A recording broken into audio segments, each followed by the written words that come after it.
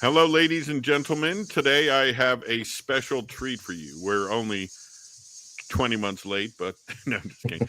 We got we got Ryan Grant back. He's a busy man. He got married recently, and he's translating all those St. Robert Bellarmine books. If you're reading Bellarmine in English, it's probably because of him. But Could yeah, also be so Father Baker too, but yeah, yeah. I'm curious. Is that? I think I got some of his stuff too. Like, is this from him? yeah, that's from him. So that's got controversies in the Word of God, on Christ and Christology, and then on the papacy, which dovetails. I started with the papacy because I saw someone else already had those volumes out. Yeah, I repurchased the papacy one actually because I wanted to read it again. Right. And a new translation, right? It's that translation, right? Yeah. Um, and I am about to give your translation papacy book to a friend for their birthday. So hopefully they're not watching this, Right. or hopefully they tune in right now so they missed that part.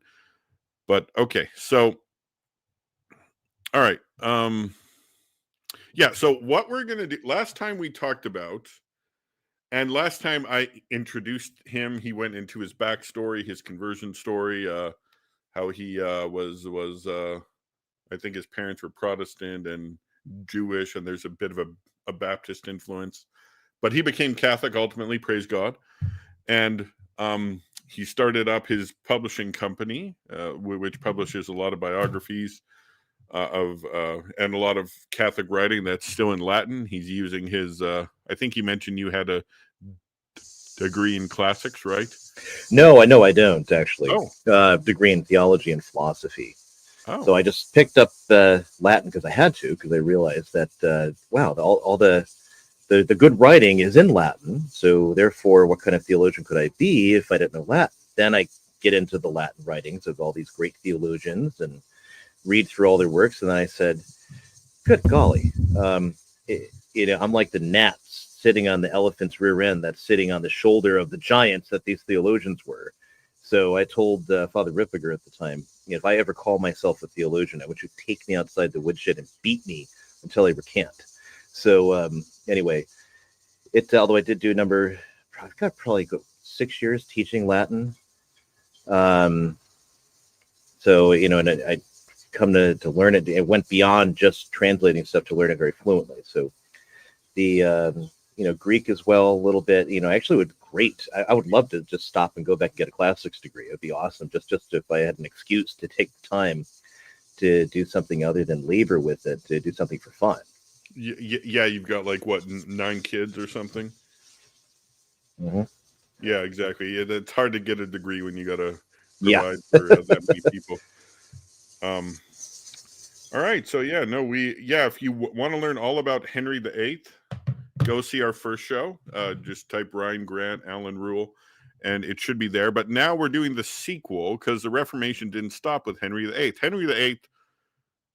Well, just kind of get a recap how it ended. It ended in a kind of a schism. He keeps most of the theology intact.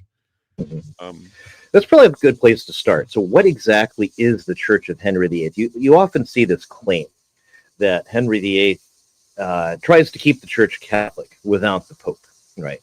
And it's totally false, honestly. In fact, there were a number of years between 1537 and 1542 where, probably in arguments with Cromwell and Cranmer, Henry is going back and forth on whether he shouldn't abolish the Mass entirely and just replace it with a communion service like in a Protestant church. Wow. And I know Cranmer especially tried very hard, because Cranmer is a hardcore evangelical, right? Or I mean, not in the modern sense of that term. He's a very, hardcore Protestant, but he has to toe the line with with so much of this Catholicism that he hates, because, well, you have your position because you give the king what he wants, and so he even burns people that believe the same things he believes, because Cranmer has to maintain his position as Archbishop of Canterbury, right? Yeah, they talked about that in there's a book I read about this. Cobbett, I think his name was. he talks about that, how under King Henry he persecuted people for denying transubstantiation, but under Edward he persecuted people for believing in transubstantiation. That's precisely it, because he didn't believe in it. So, yeah. So Henry's constantly rethinking things, and then finally, you get the whole debacle with his wives. Of course, everyone likes to. It's probably one of the few things people generally know about Henry VIII, and the thing that changes his reign, just a slight recap, and then moving toward where we're going here. 1536, his actual wife, as far as we are concerned, as far as Catholics are concerned, Catherine of Aragon, she's died apparently by natural causes. There's some writings at the time that seem to favor the idea she was poisoned, actually. And if she was, it's kind of interesting because Henry himself would never have poisoned, because Henry had a fear and a loathing of poisoning. But Anne Boleyn had tried it once against St. John Fisher. I think we talked about that last time, and ended up, because Fisher was fasting that day, he didn't eat. So it ended up making the servants sick, and a couple died. And then, so the cook was arrested and confessed to having put the poison in, and it was executed very, very quickly, so he couldn't say anything. And according to the early biographer of Fisher, then after that, Thomas Boleyn, Anne Boleyn's father, had fired a gun into Fisher's library in Cambridge, and Fisher decided to retire to his residence. So they decided he was the chief agent they had to get rid of, right?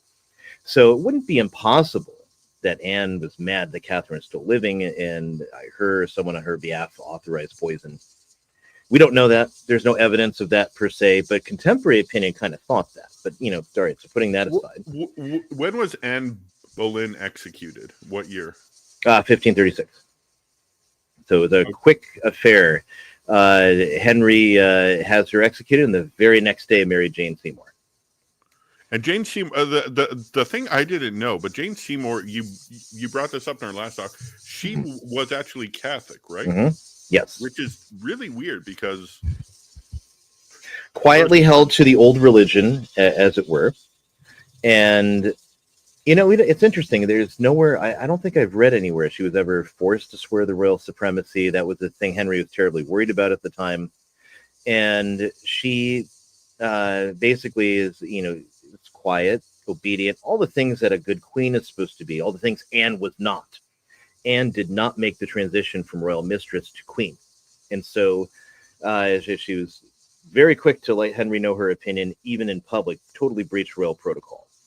And, and this would get Henry angry. They got knocked, all these fights when we say the royal bedchamber, that's actually a public place at that time. We're not talking about the privacy of the bedroom, like your own bed. We're talking about the bedchamber itself as a private place, or as a public place where state business gets conducted and such. And Anne would get into it with Henry there in front of, the ladies waiting, in front of gentlemen of the garter, in front of servants, in front of Cromwell, whatever, when her and Henry were having it out. And, that just finally, brought down the conclusion. Anne is arrested for treason. Her brother, for allegedly having, incestual relations with her, the poet, what's his name? Wyatt. I can't remember his first name. His son will come into this when we get to Mary. But the poet Wyatt, he had written some, love poems in praise of Anne. Never had actually had carnal relations with her. Nevertheless, he gets arrested and executed for having had incestuous adulterous relations with the queen. And in those times, it's a capital crime for a queen to commit adultery, because that's by whom the issue is known, right? By whom the royal succession comes. And if she's in bed with someone else, then the succession coming through the woman to be legitimated. Well, how do you know that the royal children are really the royal children, right? And so it's automatically treasonous. Whereas for a king, well, he can legitimize a bastard if he wants, give him some property. It's just one of those things that the mores of royal etiquette kind of considers, like, well, yeah, it's not good for a Christian, but everyone does it. It's okay.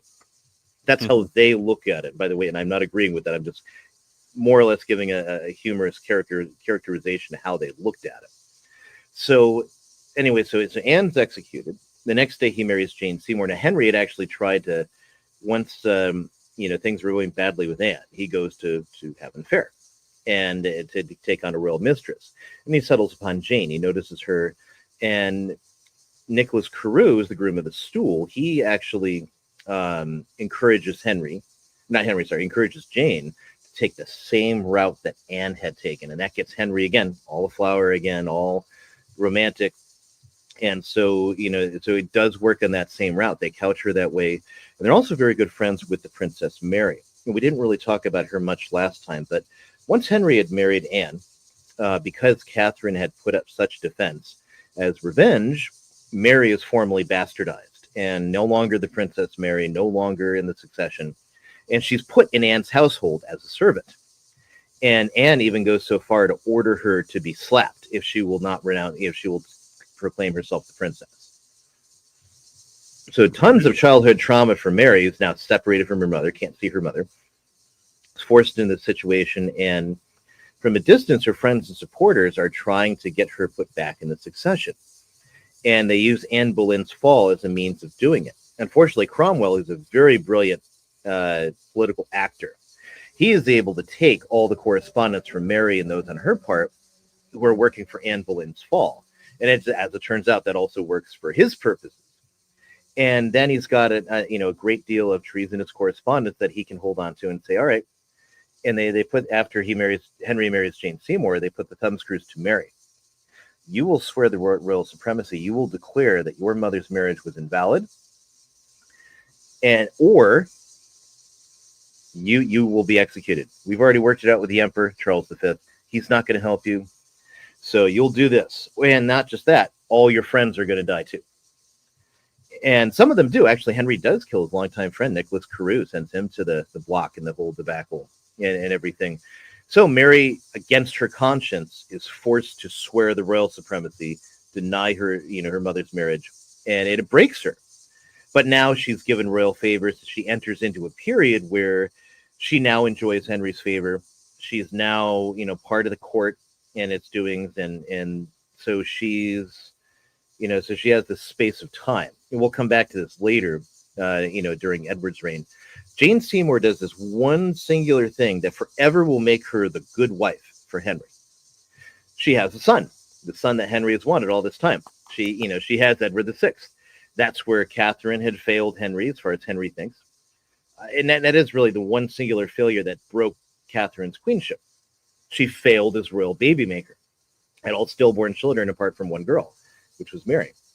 Anne likewise had Elizabeth, and then she miscarried with twins. Actually, the occasion which that happened was Henry was seriously injured in a joust. So after that, she miscarried twins, and Henry now is like, again, I am cursed. And later in life, in the 1540s or so, Henry is recorded to have thought that Anne must have been a witch that put some spell on him or something, because he couldn't think of the slightest reason why he would have wanted to have been married to her. Well, that was the reason why she was executed, right? For witchcraft was one of the reasons, right? Well, yeah, but there was no actual evidence of that. I mean, everything, it was a trumped up trial with the conclusion was foregone. It was there was no doubt the way that was going to go.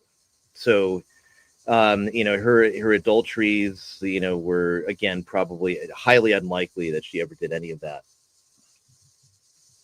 Unlike Catherine Howard, I'll recap in a minute. So Jane has Edward, and now Henry has this grand christening. Mary, of course, now that she's reconciled with Henry by breaking her conscience to swear the royal supremacy, she's Edward's godmother. It's very much a Catholic baptism, Catholic ceremony, and all its essentials, right? And then, Jane Seymour dies. Probably lucky for her. She didn't have a chance to offend Henry yet.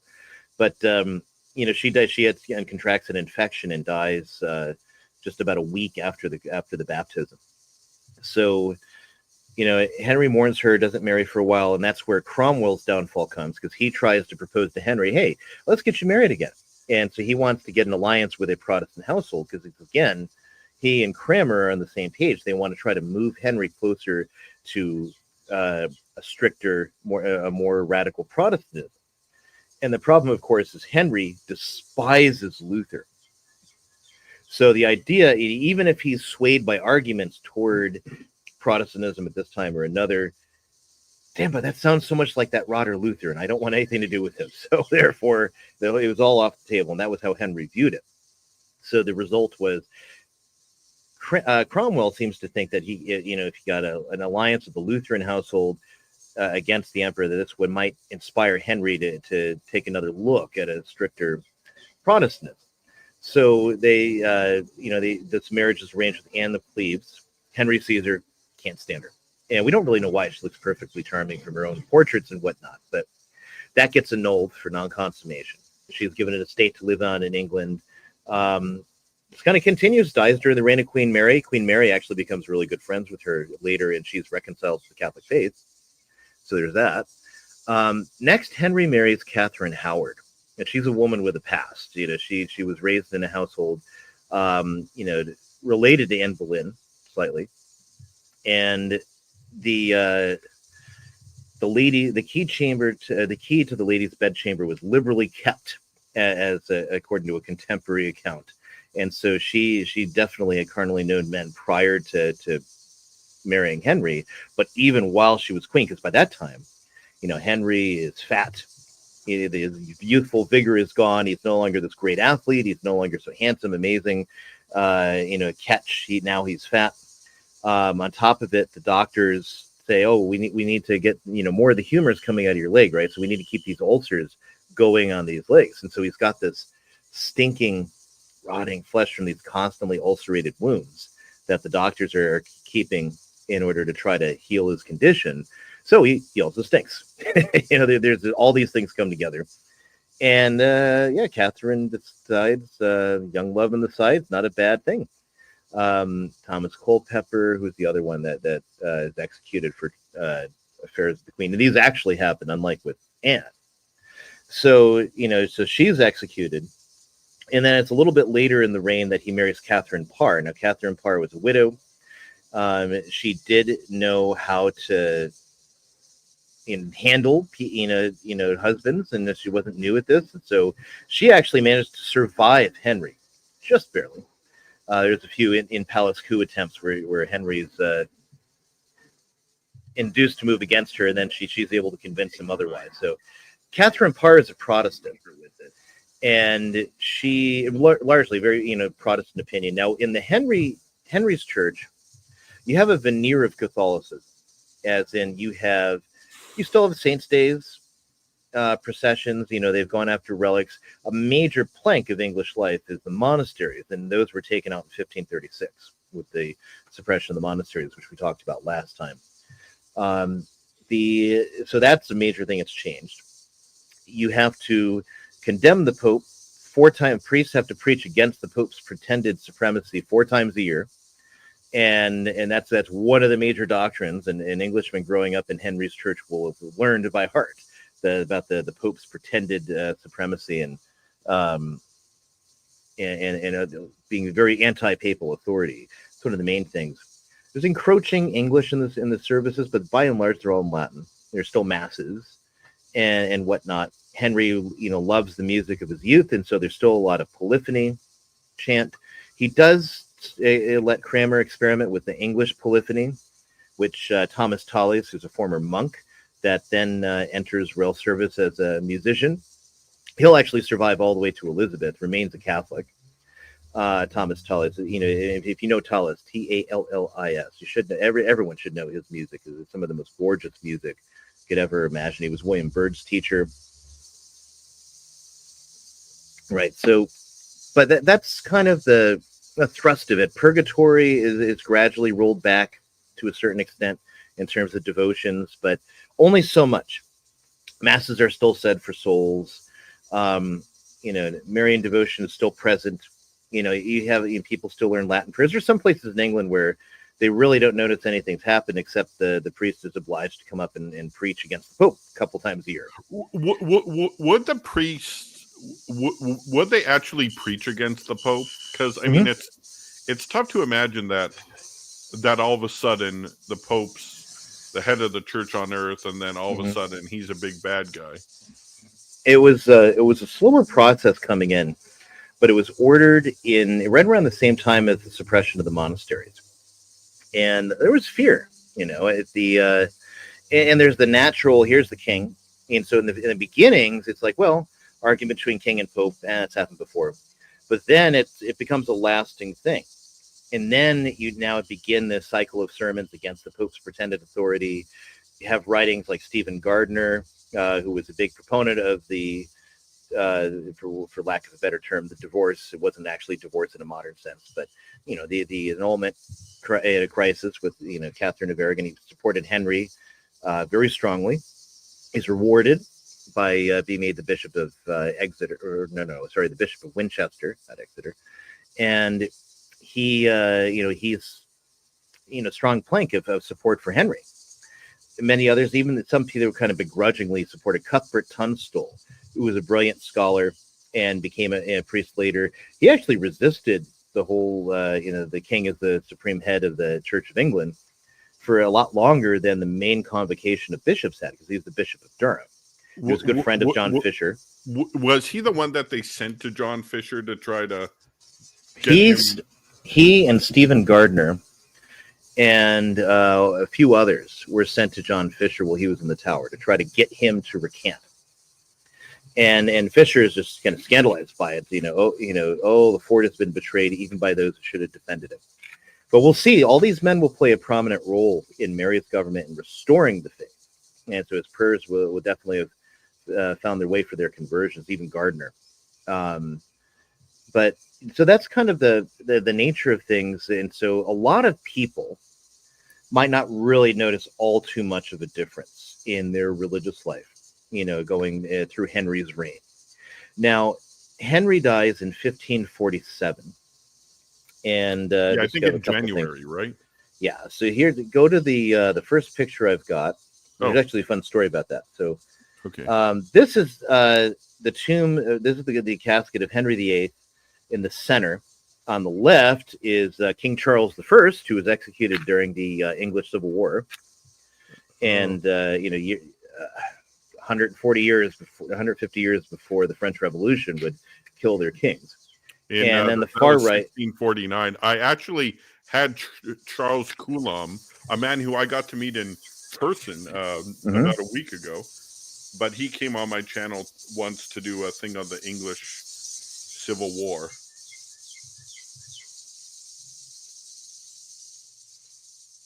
Yeah, he did one with me way back on my now defunct blog.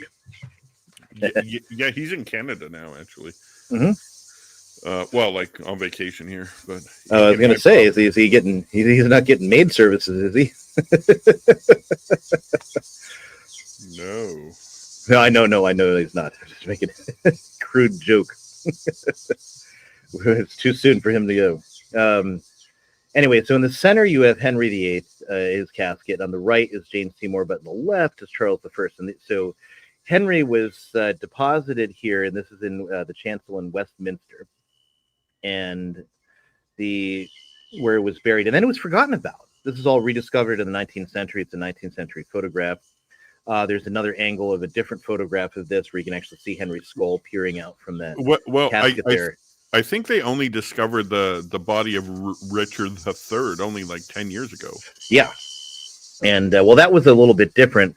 He was actually buried with ceremony in a temporary spot in order to be put into a funerary monument. And but then it got forgotten about for reasons I'm about to go into. And then, of course, they still knew about it in the time of the beheading of Charles I. So they just stuck him in here, and then it got forgotten about until the 19th century, where exactly Henry was. Whereas Richard was killed at Bosworth, and nobody, the body was hastily buried and nobody marked the spot. So it was entirely a mystery. And of course, Henry Tudor would have wanted the body quite hidden, actually, lest, somebody dig it up to use it as like a battle cry to renew the Wars of the Roses. So he was quite happy for that to be forgotten. Henry is really just an accident that, once you go through the 17th into the 18th century, nobody's really worried about where he's resting anymore. But so what happened is then There was a Regency Council appointed, which had two main figures on it that'll play into the events. Thomas Seymour, the Duke of Somerset, and drawing a blank in his first name. I prepared more for the married section. Dudley, John Dudley, who is John Dudley, and he was the Earl of Warwick, and eventually became the Duke of Northumberland. And so they were a big part of Henry's Regency Council, and also Thomas Cranmer, the Archbishop of Canterbury. So Henry had left a large sum of money to be said for masses for his soul in perpetuity, right? Well, God decided to reward him for his efforts in terms of the English church by having Cranmer confiscate all that money, forbid any of those masses from ever being said. And I shouldn't laugh because that's actually bad. And because Henry spent lavishly and the treasury was rather empty, so he needed to get it squirrel away as much money as he possibly could. So secondly, there is a funerary monument that was made for Henry's coffin, and it had massively huge candlesticks. It was a monument that was supposed to dwarf his father's monument, which actually still stands, whereas Henry's was never built. And there was a plan for a bronze equestrian statue of Henry, and it would depict him when he was a little bit more in his prime. And next to him, Jane Seymour. So that's why they're both buried in this image, waiting for that monument to be built, and they're supposed to be transferred into the monument at Westminster. Well, it doesn't happen that way. So what happens instead is that, go to the next image, there's a coffin that Henry had. He actually confiscated it from Wolsey. There it is. And so this was Cardinal Wolsey's sarcophagus, and it was made by an Italian sculptor. And then so Henry had it. So this was supposed to be the sarcophagus upon which the funeral monument was built up. So in the end, Cranmer takes the candlesticks and he sells them. They're actually on a high altar in Bruges right now. This casket just kind of stuffed away in the storage of royal things and not seen again until the Battle of Trafalgar. And Lord Horatio Nelson, whose name you can see there, this is in the crypt of St. Paul's in London. Yeah. I was a bit confused. I'm like, Horatio Nelson's name is on that. Yeah, but that was meant to be Henry VIII's sarcophagus. And so when Nelson died at Trafalgar, he was given a state funeral, and they decided to forget all the odium he had incurred by being a bigamist and all these other things. And because now he died a hero's death, best possible time for the guy to die. If he'd gone on living, he'd be universally loathed. And so he was then, they got Henry VIII's coffin out because it was available and sufficiently suitable and to have the state funeral right away in the midst of, the Napoleon conflict is still going. And so that's why, that's the ultimate resting place of Henry VIII's sarcophagus. Interesting, a little interesting side note. But the more important thing is actually on the very last one, if you'll put that up. So this is, I'll wait till you get it up. I think I only have two here. Oh, I have a third up. I've got. Oh, wait. Yeah, wait. Okay. All right. I just get rid of the other. There we go. Okay. So this is Henry VIII's will and testament, and which, again, directs that money to be said for masses for his soul in perpetuity and other such things. But the other thing that it does is it establishes the succession, and this was ratified by Parliament. And so it was essentially English law. That there's a painting that commemorates it. I should have pulled it up. If I can find it, I'll get it up. But so what this will directs is that if that after him, Edward is to reign. So Edward will then be king. If he should die without any issue, that is without any children. Which happened. Then Mary will reign. And if Mary should die without children, then Elizabeth would reign. Okay. Oh, wow. And so all legal and ratified by Parliament, even though Henry never took the time to legitimize either Mary or Elizabeth. Just the same, they're both supposed to rule in turn after. There's painting. If you go to the next one, there's a painting that's commissioned, Holbein. I believe it's Holbein. There we go.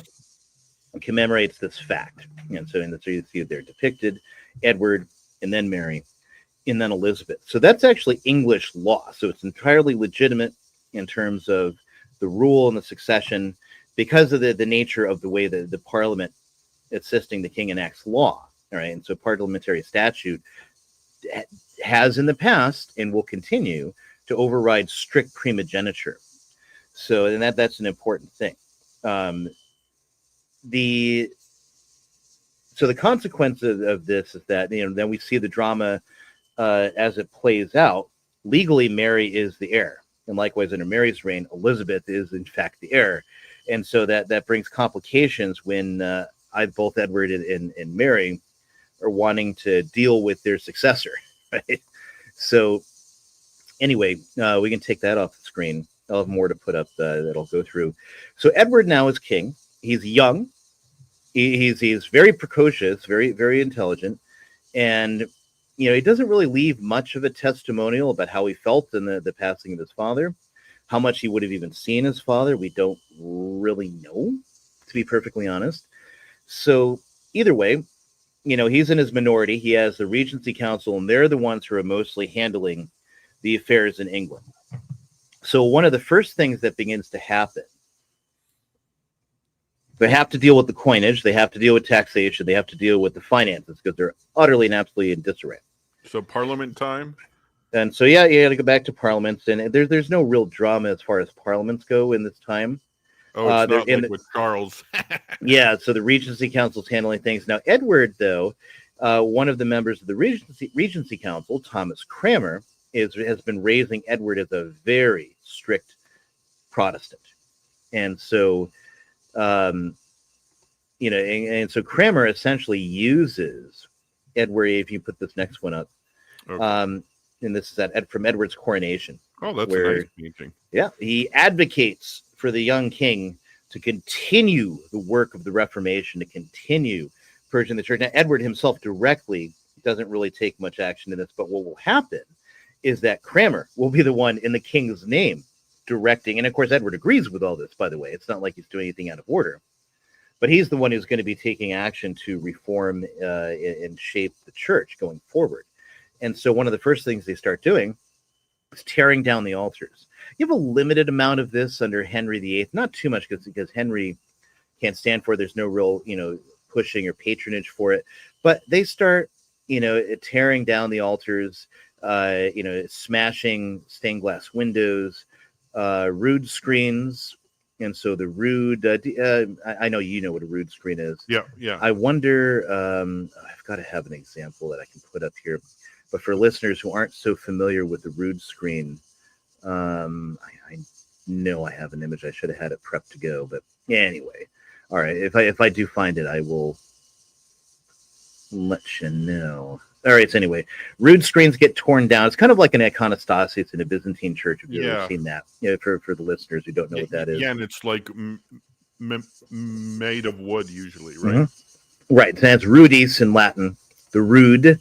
That would then be how it gets anglicized. So, oh wait, I do have it. Oh, yeah, they're bellissima. Nice, here we go. I find. There we go. Put that up. So this is a rood screen if you haven't seen it before.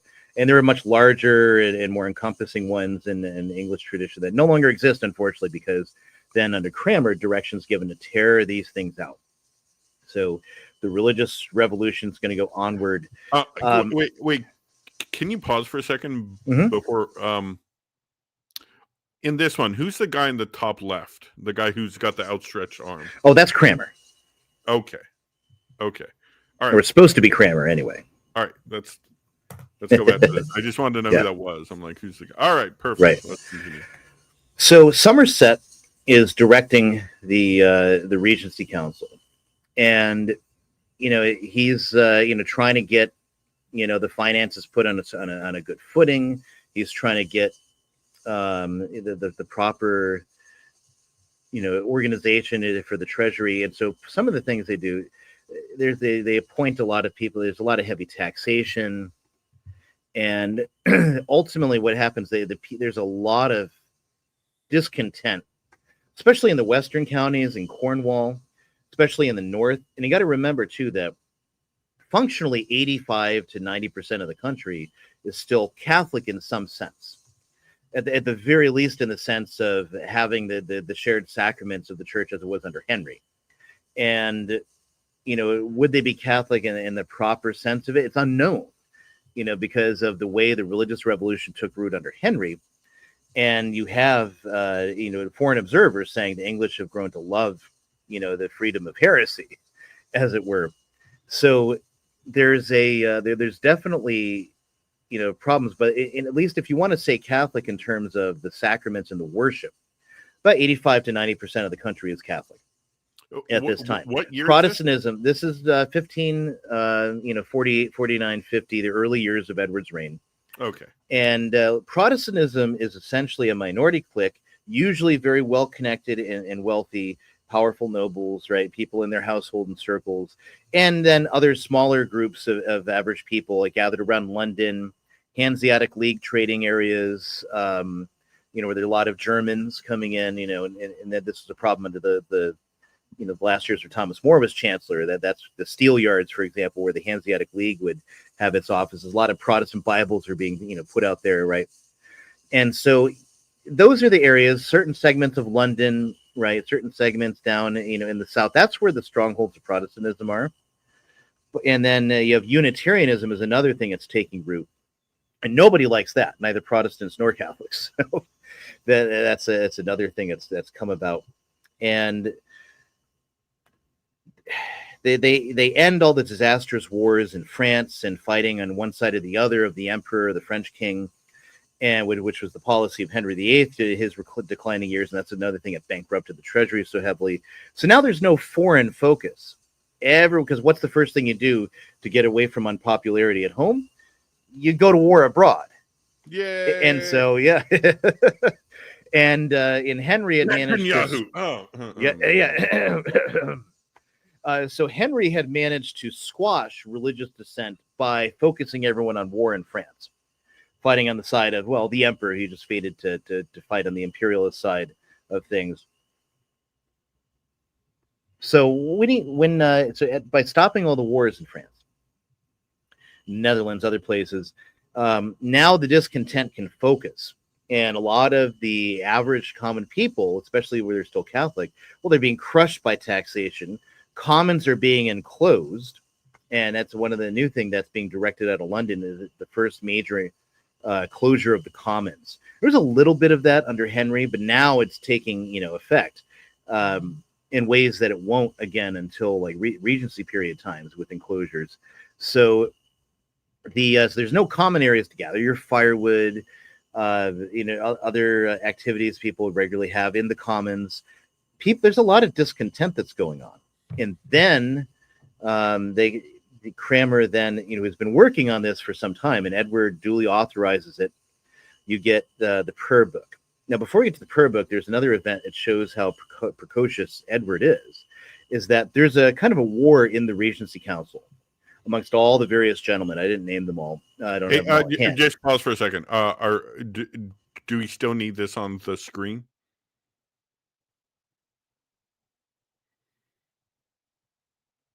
Do we still need the picture of the root screen on the screen? Sorry, I muted myself. No, we can take that down. Okay. I know you have a picture after that, but yeah, we go to that next. So Somerset decides he wants to be the guy who's basically shaping English policy. Disagrees very sharply with Dudley, disagrees sharply with others, and so he actually goes and kidnaps Edward, and brings him off to to a castle stronghold for safekeeping. And Edward is very much against this. All the other regents, they're preparing military forces because they're looking at you can't do this, and it ends up going very badly for Somerset because he loses Edward's support. Edward is making very clear that he is not at all happy with what's happening, and eventually, Seymour's, Thomas Seymour, the Earl of Somerset, he sees all the forces arrayed against him and the fact that he doesn't even have the king's support. So he gives up and he allows himself to be apprehended. Now, when this happens, he is, um, sent to the Tower, and eventually he's executed on a number of charges of treason, one of which is exaggerating his own authority at the expense of the king's. It's rather interesting. But Edward himself, has these written up and signs them. He's only a boy. He's only about 11 or so, but he's extremely precocious and strong-willed, strong of mind. He knows he's a king. He knows he's born to be king. He's not anybody's, creature. So he pushes forward, and now with Cranmer, they push forward religious rebellion. So go ahead with that third. There we go. So this is the 1549 Book of Common Prayer.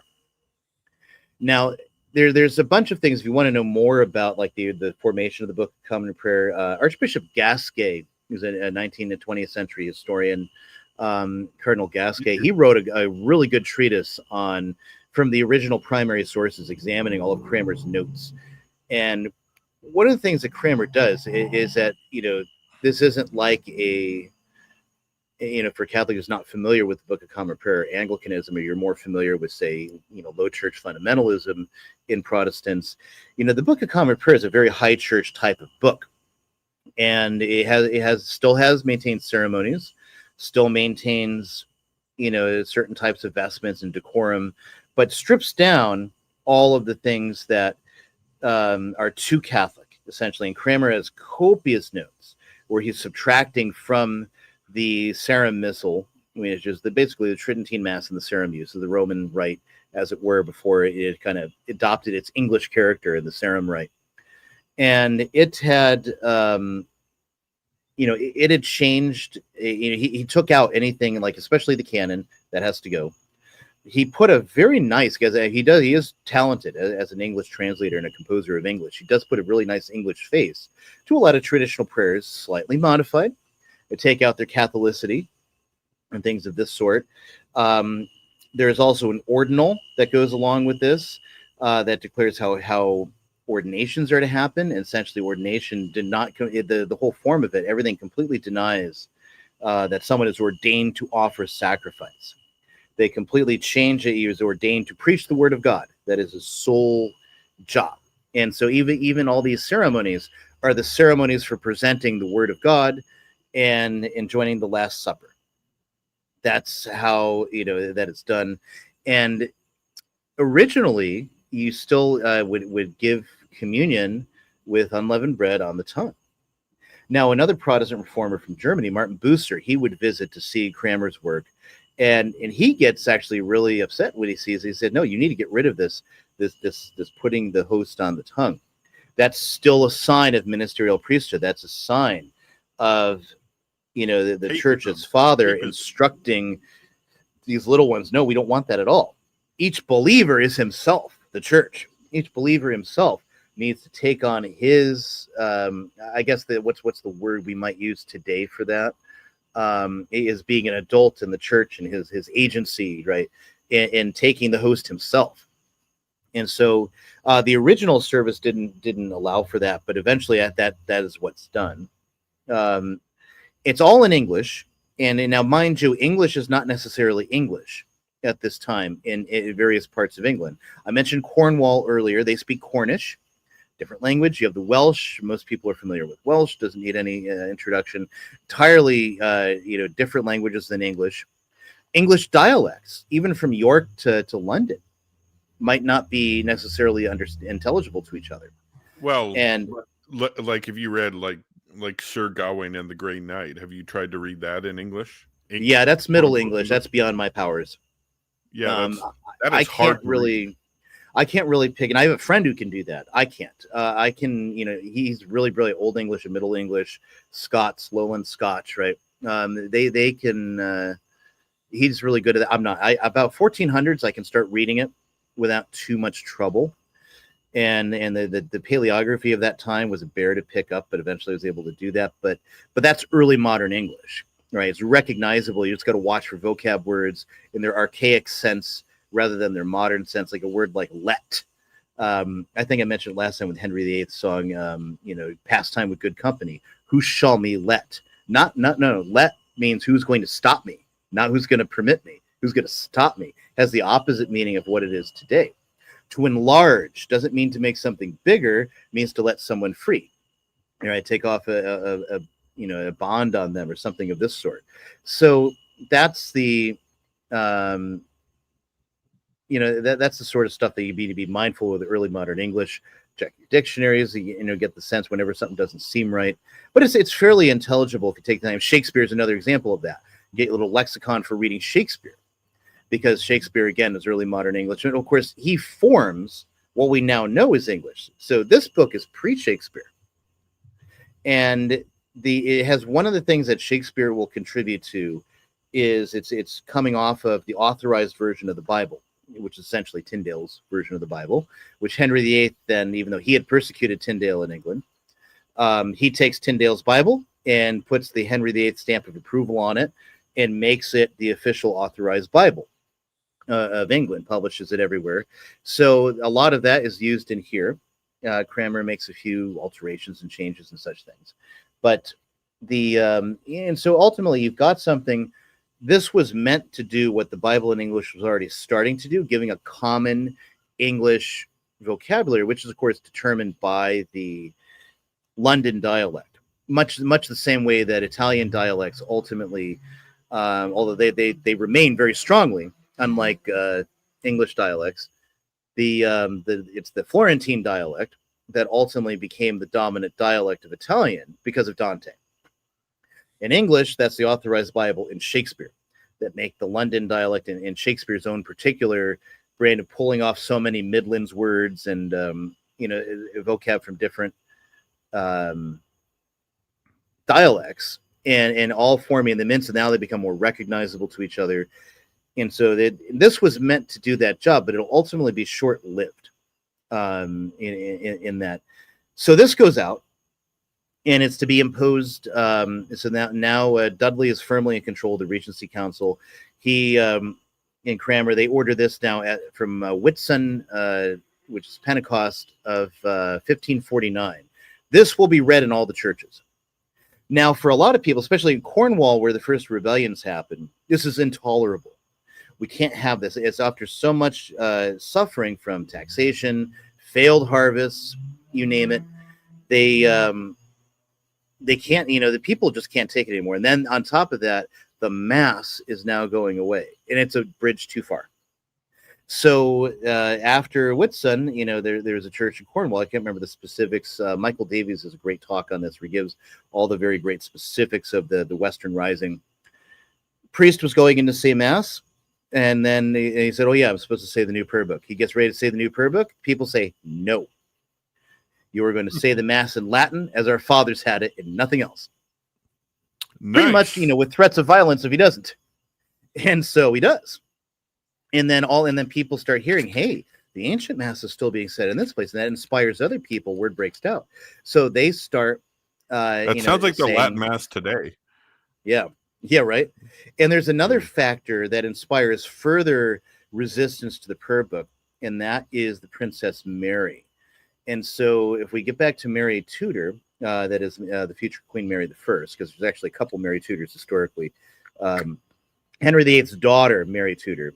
Now, there's not a whole lot on her disposition prior to Henry's break from Catherine and break from the church. But, so she was probably, devout in her own way, very simply, but, still raised within the culture of royalty. But in the midst of this, and with so many other things, her own conscience over having to have denied her mother's marriage to please Henry, she becomes a very ardent Catholic. And especially as the mass is now being made illegal. 1549, Mary is having mass said for herself on her own estates. She actually becomes very wealthy on the death of Henry. She gets a number of landed estates. And so she kind of has her own little, part she's, abiding in, and she's saying the mass, and that's inspiring, or not saying the mass, she's hearing mass and having it said in her chapels. That's inspiring people. People know she's the heir. Okay? And so there's this hope. She hangs on. We'll get the mass back. Well, the Cornish have been suffering. They say, nope, we are not going to have this abomination in English that we at least know what's going on in Latin. We have no idea what's going on in English. So, which again, to me is like the Novus Ordo. I have no idea what's supposed to be going on. It's in English, whereas the the Latin Mass, it not just because I know Latin, but it's like even when I didn't, I still, it just made sense. It all fit in. But that's another story. And they tried to do damage control with the Redemptionis Sacramentum, and that really didn't work. Just question: we still need this picture on there? No, we can take it down. So, but that's the original 1549 prayer book that now all these priests are being required to say. And then you have new ministers being ordained to say it. They will say it, of course. We mentioned Stephen Gardner, Bishop Stephen Gardner, such a staunch supporter of Henry's break from the church. This is a bridge too far for him theologically. He will not say the new prayer book. So he gets thrown in the tower. And Tunstall, does Cuthbert Tunstall say it? Not that I know of. But he refuses to say it. There's a few other people, they started to, and then they stopped, especially once the risings happened. They feel this change in the wind. So the Cornwall risings, they're really interesting. Just collectively, the Prayer Book Rebellion or the Western Rising, there's different names for it. So Dudley sends a man named Russell out to go quell the rebellions, and he takes what troops he can get, thinking this is just some small rabble, and they find a very organized force, with pike and shot, and they can't meet them, so they have to go and hire mercenaries. Interestingly enough, because England doesn't have a standing army at this time, and actually won't until the English Civil War. So what do you get? Well, they get Spanish mercenaries who are also Catholic. But the Spanish mercenaries don't know the language. They have no idea what's going on. They just know they're being hired to do a job, and they go put down the revolt eventually. After a number of victories, you have confrontations. You have the Siege of Exeter. You have Woodbury Common, Clist St. Mary, Clist Heath massacre, where Russell had like 900 prisoners are all bound and gagged, all held their throats slit in 10 minutes. As the Spanish mercenaries do that. You have the Battle of Clist Heath, Exeter, etc. In all these different places, and there's great monuments there marking it, where all the people defended their mass and defended their sacraments, their church, by force of arms. And so now the Spanish would later find out what had happened. They didn't know what happened. They just did the job. They got paid. They went back. They don't speak the language. They have no idea what's going on. Come to find out, they were supporting heretics and killing their own, and a bunch of them, they have huge crisis of conscience. They go out, some make pilgrimages, some join monasteries, and leave military service altogether. It's really interesting. Some come back to come in England and do penance under Queen Mary for what they had done, and it's it's a very crushing defeat. Edward is very pleased. Edward keeps a chronicle, which you can still read, where he just matter-of-factly talks about, the rebellions being crushed. It was God's will. This is, wait. Are you talking about King Edward or Edward? Yes, King Edward. So he has a chronicle that's available? Yeah. I'll have to find it. I can link it up for you. But sorry, I'm outside. I got air traffic above. He keeps a chronicle. He writes, and actually even the original of his handwriting, it's in a simple italic hand, without a lot of flourish or complications, and it all reads very well. But anyway, so he gets news that Lord Russell had killed so many thousands of men, and he's ecstatic by this. So now he needs to turn to deal with Mary, and this is where he summons Mary to court and Elizabeth. And I'll leave out Elizabeth just because there's so much to say at different points. And if we do a show in the future on Elizabeth, that's probably the time to talk about it. But Mary enters with her gentlemen at arms and whatnot, and they're all wearing rosary beads on their arms. Little sign of her defiance. And Edward complains and that she's brought him to tears over all this and demands under pain of his displeasure that she cease celebrating the mass, and she refuses. She refuses to attend the mass and have her priest say the mass. So Mary is also in communication with the Emperor Charles V. And so just a reminder from the last episode, the complicated dynastic understandings of it. We'll get back to the Habsburgs and the Tudors when we talk about Mary. But Charles V is the Holy Roman Emperor. He is the emperor of what we now call Germany, all the Confederated States, as well as Burgundy, which is now part of France. He is the king of Spain. He's the king of North Italy, specifically Milan and its duchies nearby. He's the king of the Netherlands. And he also, because Spain owns the New World, he's the king of the New World as well. He's just incredible, very much the most powerful player next to the king. And the king of France is second to him. They're always vying for power amongst themselves. Charles is Mary's cousin, right? And so she is the youngest daughter of Ferdinand and Isabella. Charles is his father is Philip the Good, the son of Maximilian of the Empire, Maximilian I, Habsburg. And his mother is Juana, also known as Juana the Mad, Juana la Loca. She was the eldest daughter of Ferdinand and Isabella. Right. And so close relations. And Mary, ever since everything with Henry, she's looked upon Charles as a real father. So she's been writing often for advice. Charles keeps that going because, even though he finds her insufferable by his own testament, it's a good source of intelligence, as well as, if she should come to the throne, something he can use to, milk England for his purposes. Charles sends the imperial ambassador to Edward and demands that the Princess Mary be permitted to continue to hear Mass, and that Mass to still be said in her property, touching nothing of the kingdom. And this is Edward terribly angry, but he has to consent to it because he's not in a position to deal with trade embargoes, let alone actual war with the emperor. And there's still this kind of, even though it's beyond the resources of the empire on account of the French, but there is this worry that, the empire is going to come invade.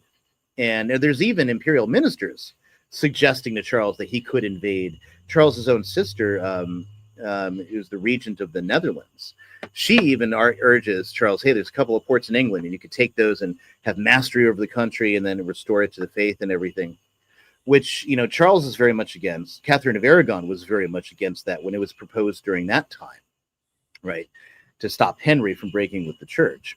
So that plan falls flat. Charles has no interest in doing that. He's got enough problems to deal with, how overextended his empire is, how much he's always in need of money, and constant conflict with the French. So the Schmalkaldic League, which is the league of these Protestants in Germany that are, of course, funded by the French king, keep Charles destabilized. He's fighting them. He doesn't have time for England. It seems like the French foreign policy, I know France is Catholic, their people are Catholic, but their foreign policy was always detrimental to the Catholic cause.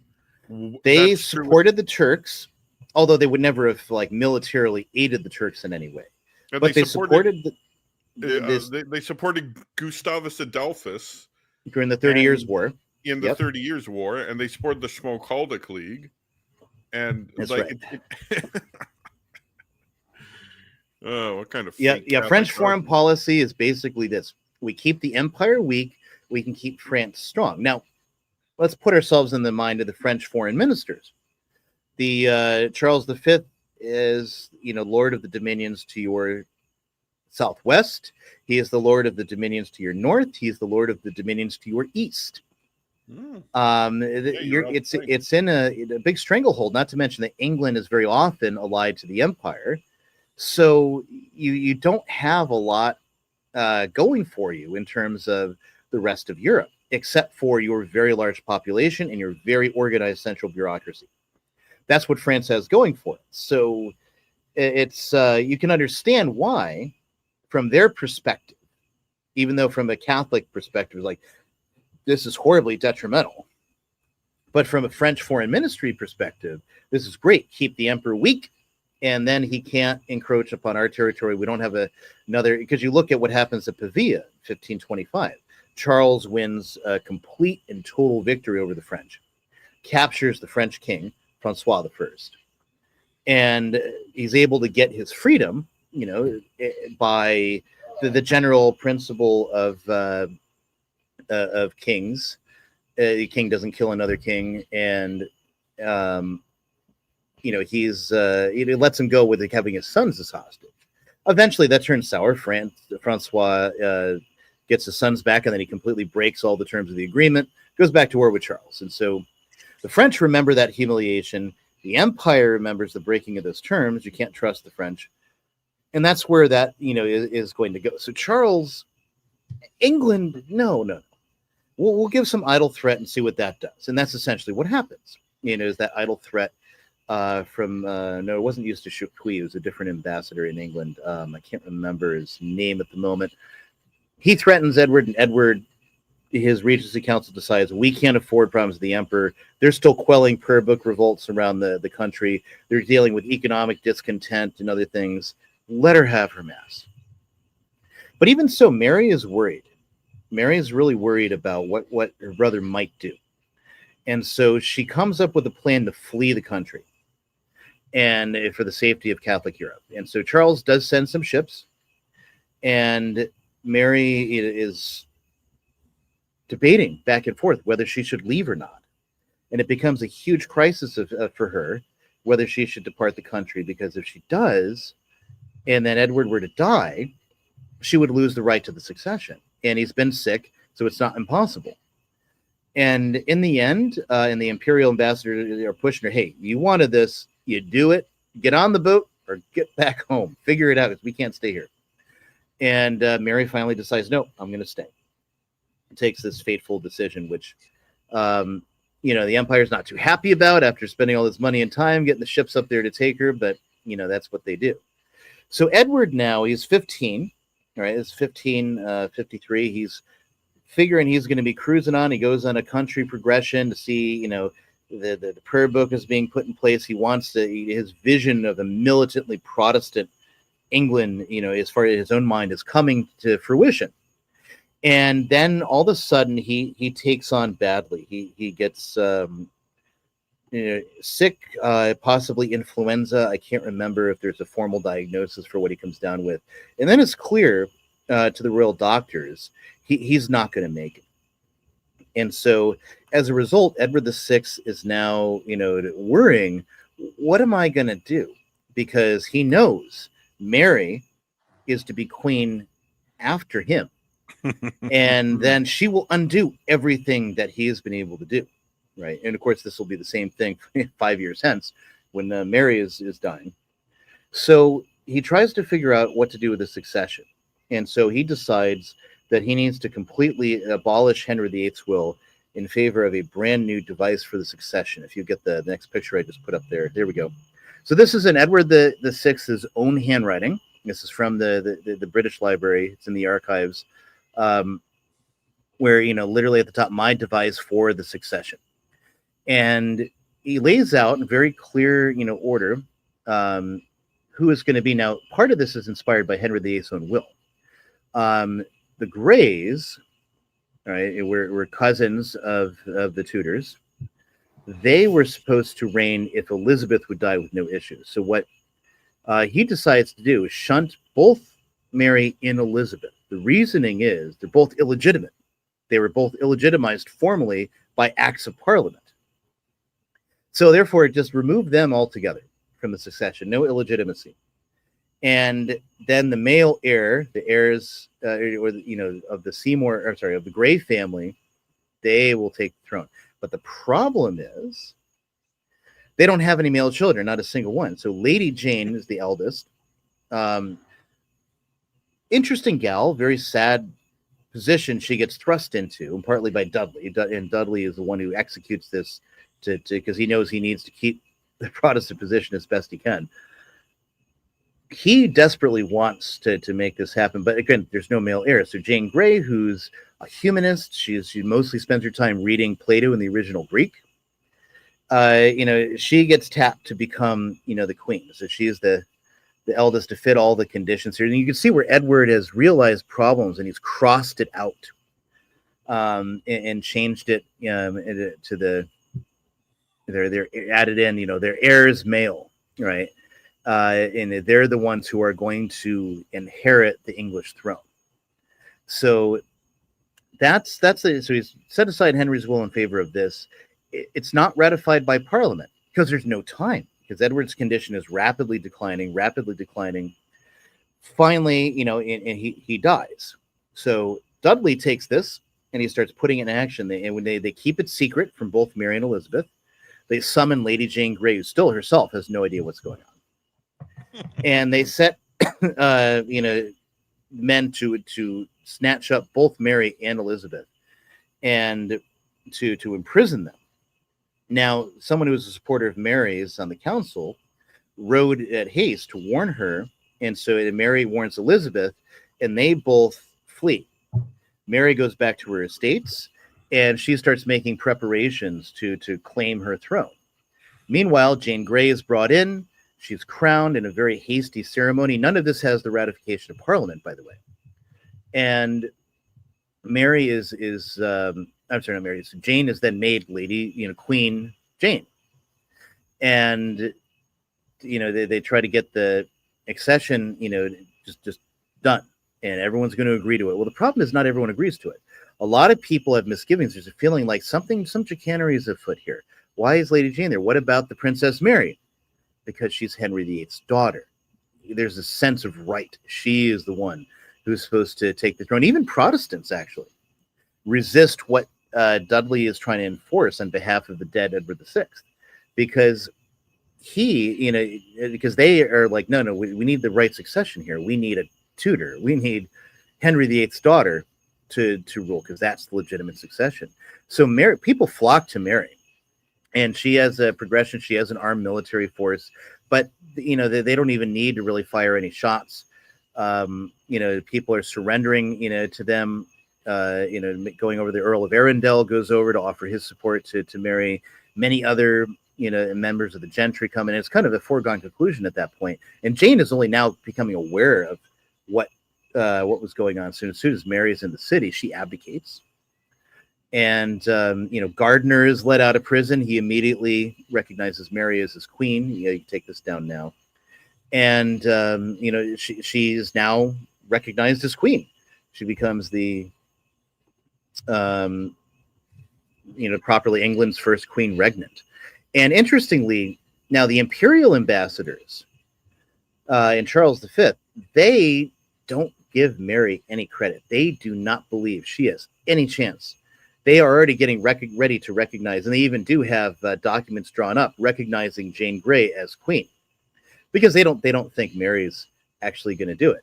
All right, so the Earl of Arundel, William Paget come over, and then the imperial ambassadors see that, and they said, actually, we might have sold her short.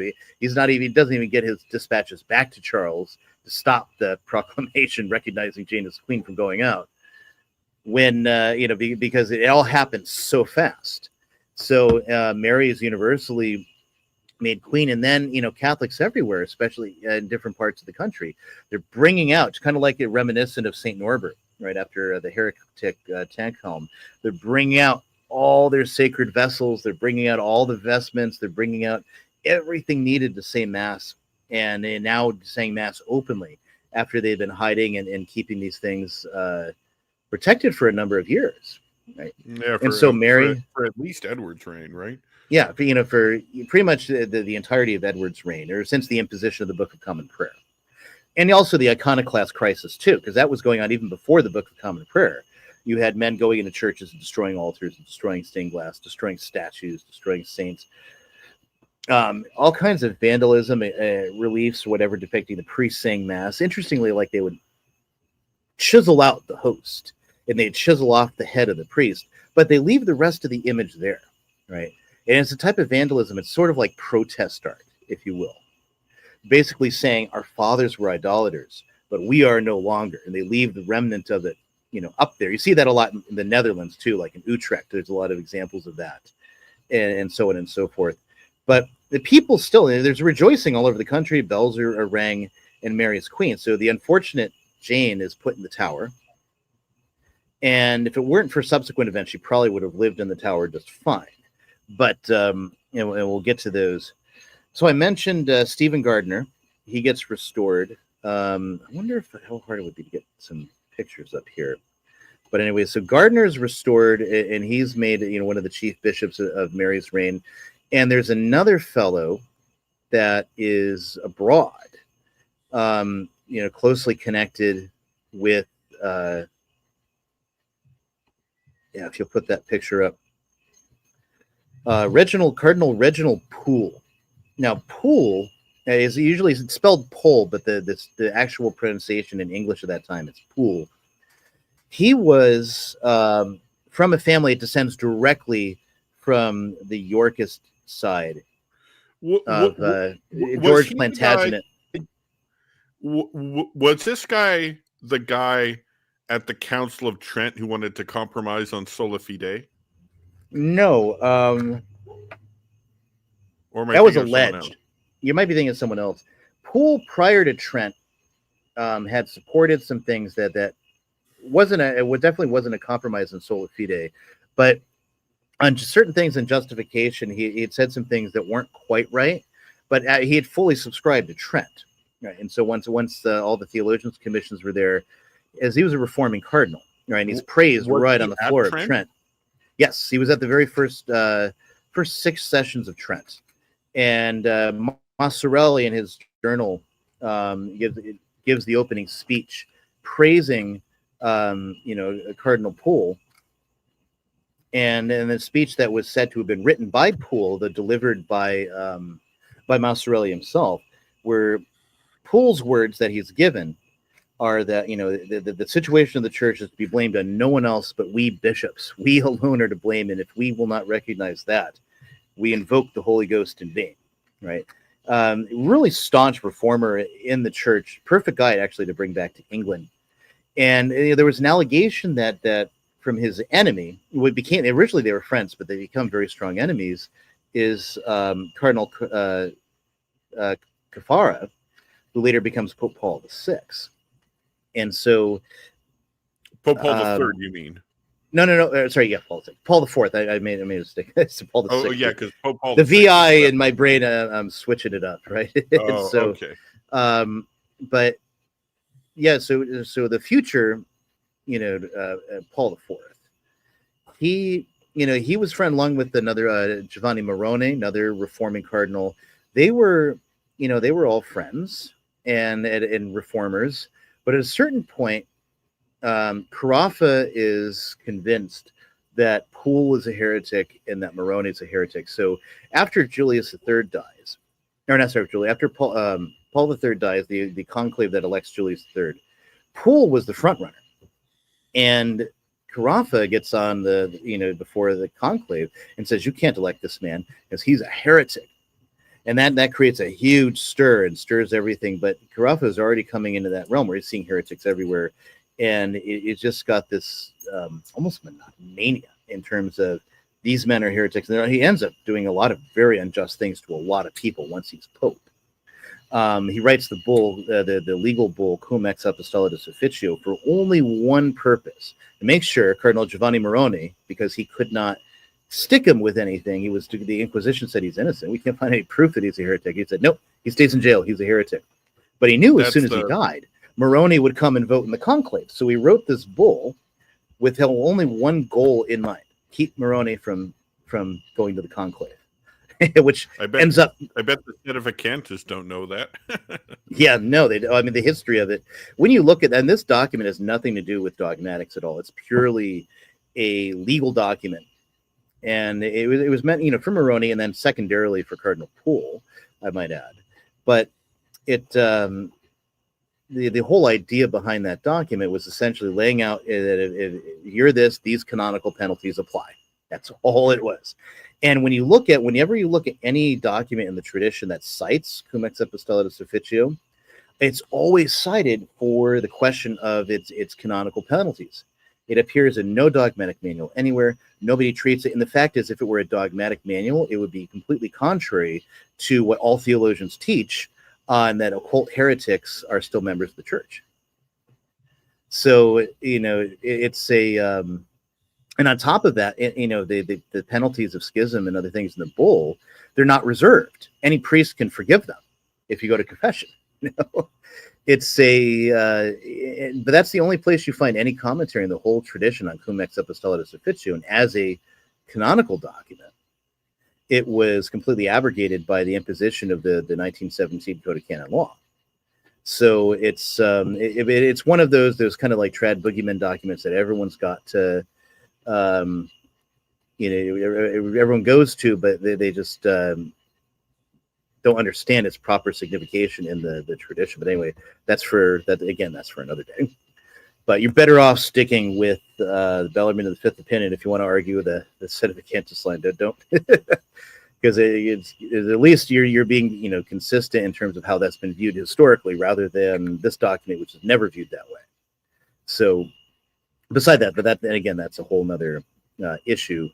So Poole, then, he's a cardinal reformer. He's living in Italy, and he gets Mary summons him to come to England, and she wants him as the Archbishop of Canterbury to replace Cranmer. And so Cranmer, Hugh Latimer, Ridley, all these major Protestants that had moved the revolution not only under Henry but also under Edward, they're all locked up, and they're put in prison. And so the universal rejoicing, is then yields to, all right, well, now you're queen. What are you going to do? So one of the first things that Mary does is have a parliament in October 1553, so the very first year of her reign. And one of the things that she is most worried about is the status of her legitimacy, because an act of parliament had declared her a bastard. So she wants to get this undone. So the parliament of 1553 completely undoes her bastardy, and so now she is a fully legitimate queen. And part of this is that what's on the back of her mind, that to the next topic, she needs to get married, because she has to have an heir, or she'll run into the same problem that Edward ran into, that because she knows Elizabeth's Catholic credentials at the time are questionable, and very likely she might undo it all. So and Mary's already thinking about this, so she has that legitimacy question taken up first and foremost. So that is fixed, and because now she can marry a foreign monarch. They're not going to want to marry an illegitimate queen. Next is the repeal of the Treason Acts, the Act of Royal Supremacy, right? Thinking against the king's supremacy. All these things, all the Treason Acts that have come in since Henry VIII and Edward are all repealed. And finally, all of Edward VI's religious legislation is also all repealed, which is functionally the end of the Book of Common Prayer for now. So that it brings it about. But there's a bigger question, which is England has never had a queen regnant before, and what exactly is the protocol? How are we going to pull that off? So Mary, interestingly, she does a lot to show how it can work, and a lot of acts of like patronage of charitable events, scholarly events. She's always seen in public. Her dress is very much like King Henry VIII's in a lot of ways with the jewels. She's trying to give the signs of royalty, and to show and have various portraits displaying various royal jewels. This queen regnance can work in England. It's never worked before, but it can. She has to deal with the question of the coinage too, because again, there's like bankruptcy and so much other stuff going on. So she starts tackling all these issues, and finally there's the issue of the marriage. And this it's a tricky situation, because one, who's she going to marry? There's really no eligible Catholic subject that she could marry. And there's and then abroad, the English have a detestation of foreigners.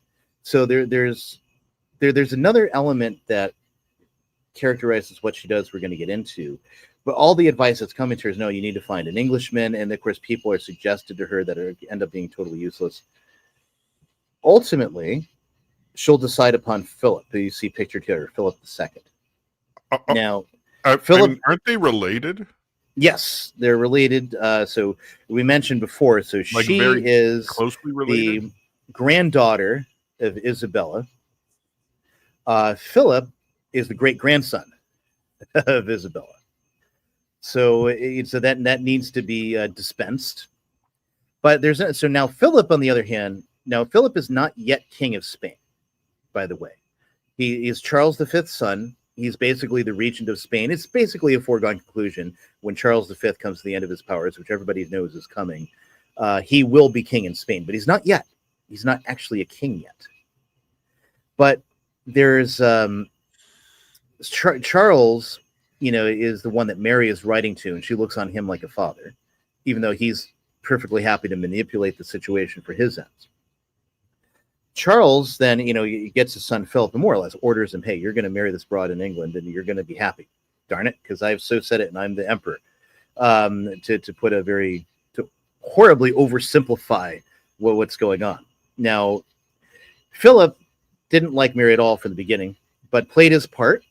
And so like for later in life, towards the end of his reign, Philip had actually commissioned statues of all of his wives, because he had been married several times, all of whom died from natural causes, by the way. And so he established statues to all of them, even Elizabeth Valois, who he did not particularly get on with that well. Absent from those statues is Mary Tudor. He doesn't have one set up for her. He just decided he wanted to forget the whole thing, right?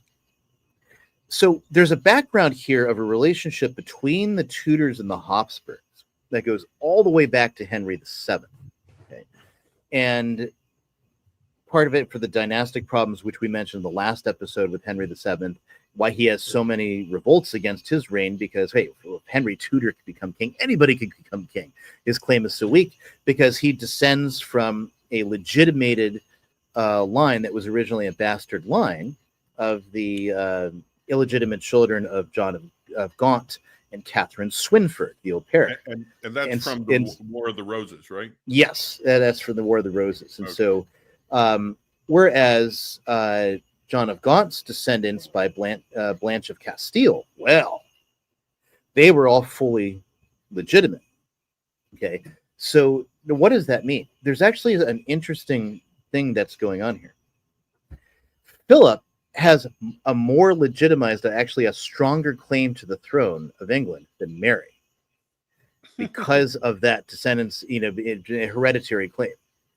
And Mary is assigning herself solely as a Lancastrian through the Red Rose of Lancaster, right? The Beauforts, who are fully Lancastrian, and she's aligning herself that way. Philip, descends from John of Gaunt and is in his actual lawful wife. Again, lining up with the House of Lancaster. It's fully legitimate. And so it's supposed to give this sense of the legitimacy of this thing. Whereas Elizabeth, what's Elizabeth? Oh, like Elizabeth of York, the White Rose, that lost the War of the Roses. There's a subtle interplay. It was not lost on contemporaries, even though you don't find this treated on very much in books that deal with this now. So the imperial ambassadors came and brought Mary a portrait of Philip, and she decided yes, and she makes a vow upon the Holy Eucharist that he will be her husband. This creates a lot of consternation for the English. Are we to become satellites of the empire? What's going to happen here? We're going to have a foreign king, because again, a queen regnant's never been done in England. In Spain, it had been done, quite a bit. Isabella was Ferdinand couldn't make Isabella do anything Isabella didn't want to do. And oftentimes he's doing stuff he doesn't want to do because Isabella makes him. Oh, Ferdinand. It's so whereas, nobody really knows what's going to happen here. Nobody knows really anything about Philip. Philip does not speak English. Actually, he doesn't speak any language except for Spanish and a bit of Latin. Mary, actually, even though her mother is Spanish, Mary doesn't speak Spanish. She speaks English and French and Latin, and she's very, very good in Latin and French. So her and Philip end up communicating through Latin, through rudimentary Latin, but ultimately they end up needing interpreters. And later, of course, Philip will have to deal with this exact same problem with his third wife, Elizabeth Valois, because she doesn't speak Spanish, and so they have to communicate in French. His last wife spoke Spanish fluently, and that was his happiest marriage, where they could actually talk to each other. Surprise! Oh, sorry. Oh, go ahead. Well, I was just going to ask, is the book, I'm taking a look at it right now in my bookshelf, but the biography of King Philip II by William Thomas Walsh, is that a solid? Oh, I guess it is. Yeah, it's very solid historiography, very good reading. He covers a lot of the issues. Don't agree with him on absolutely everything, just from a historian's perspective and interpretive stuff. But he's 100% good source to read. Walsh was an excellent historian, and you really can't go wrong with his works. Yeah, I've got his the biography right next to that, the one on Queen Isabella. Yeah. So what happens is that there's a lot of consternation over the Spanish marriage, right? So Simon Renard, who's Charles's ambassador to England, he starts writing about the English xenophobia, the hatred of foreigners that they have. And there's a man from the Midlands named Thomas Wyatt. Now, Sir Thomas Wyatt, is actually the son of the court musician when Anne Boleyn was queen, that wrote the love poetry for Anne Boleyn that was beheaded.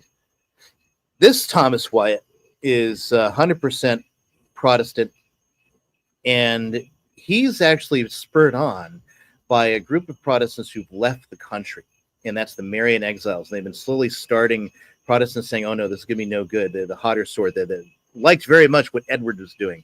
They gradually start filtering out to Switzerland, to Geneva. And that's, for example, the origin of the Geneva Bible, the English translation that some Protestants insist on using. That comes from them. Okay, and so that's just a little historical side note. Well, that's kind of like the same thing what happened with the Dewey Reams Bible, right? It's just they fled when Queen Elizabeth, and that they fled to Douay and Reims, and they they fled to Douay, and then on account of the threat of the problems of the 80 Years' War, the college was shut down by the authorities of Douay, and that's when they moved to Reims, and that's when they finished the New Testament. The Douay Old Testament still took time, and it wasn't until they went back to Douay that they finished it. So, or how is it? Somebody told me that's actually pronounced like Douai or something like that. But again, I don't know Walloon, which is the language in that area, so I couldn't tell you. But anyway, so Wyatt's rebellion it's a major event. It starts picking up steam, and again, not even all Protestants either. Just people who don't want the king to be Spanish.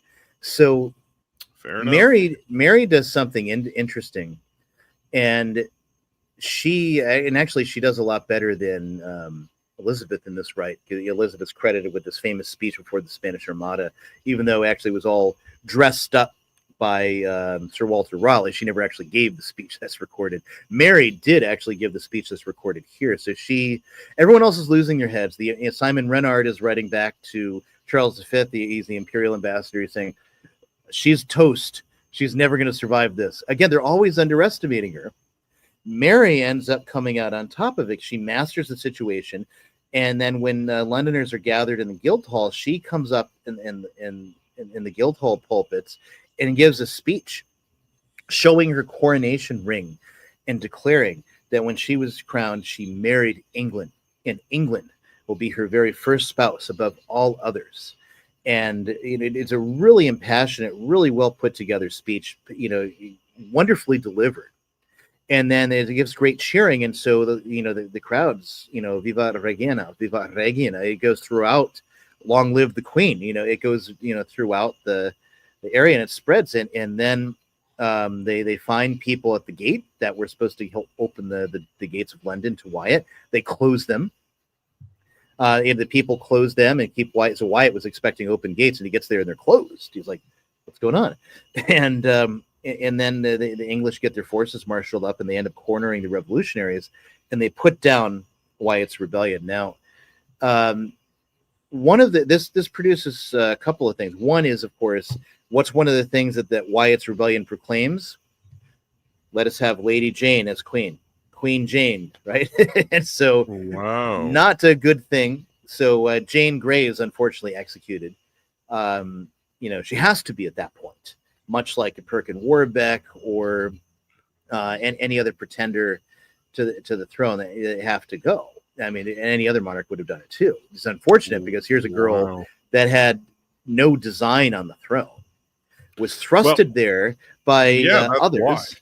And that's very sad because she didn't really want to do that. It's kind of like I don't know. And Mary hesitated too. She did not want to do it. Well, I don't know if you've ever studied the investiture controversy, but the anti-pope that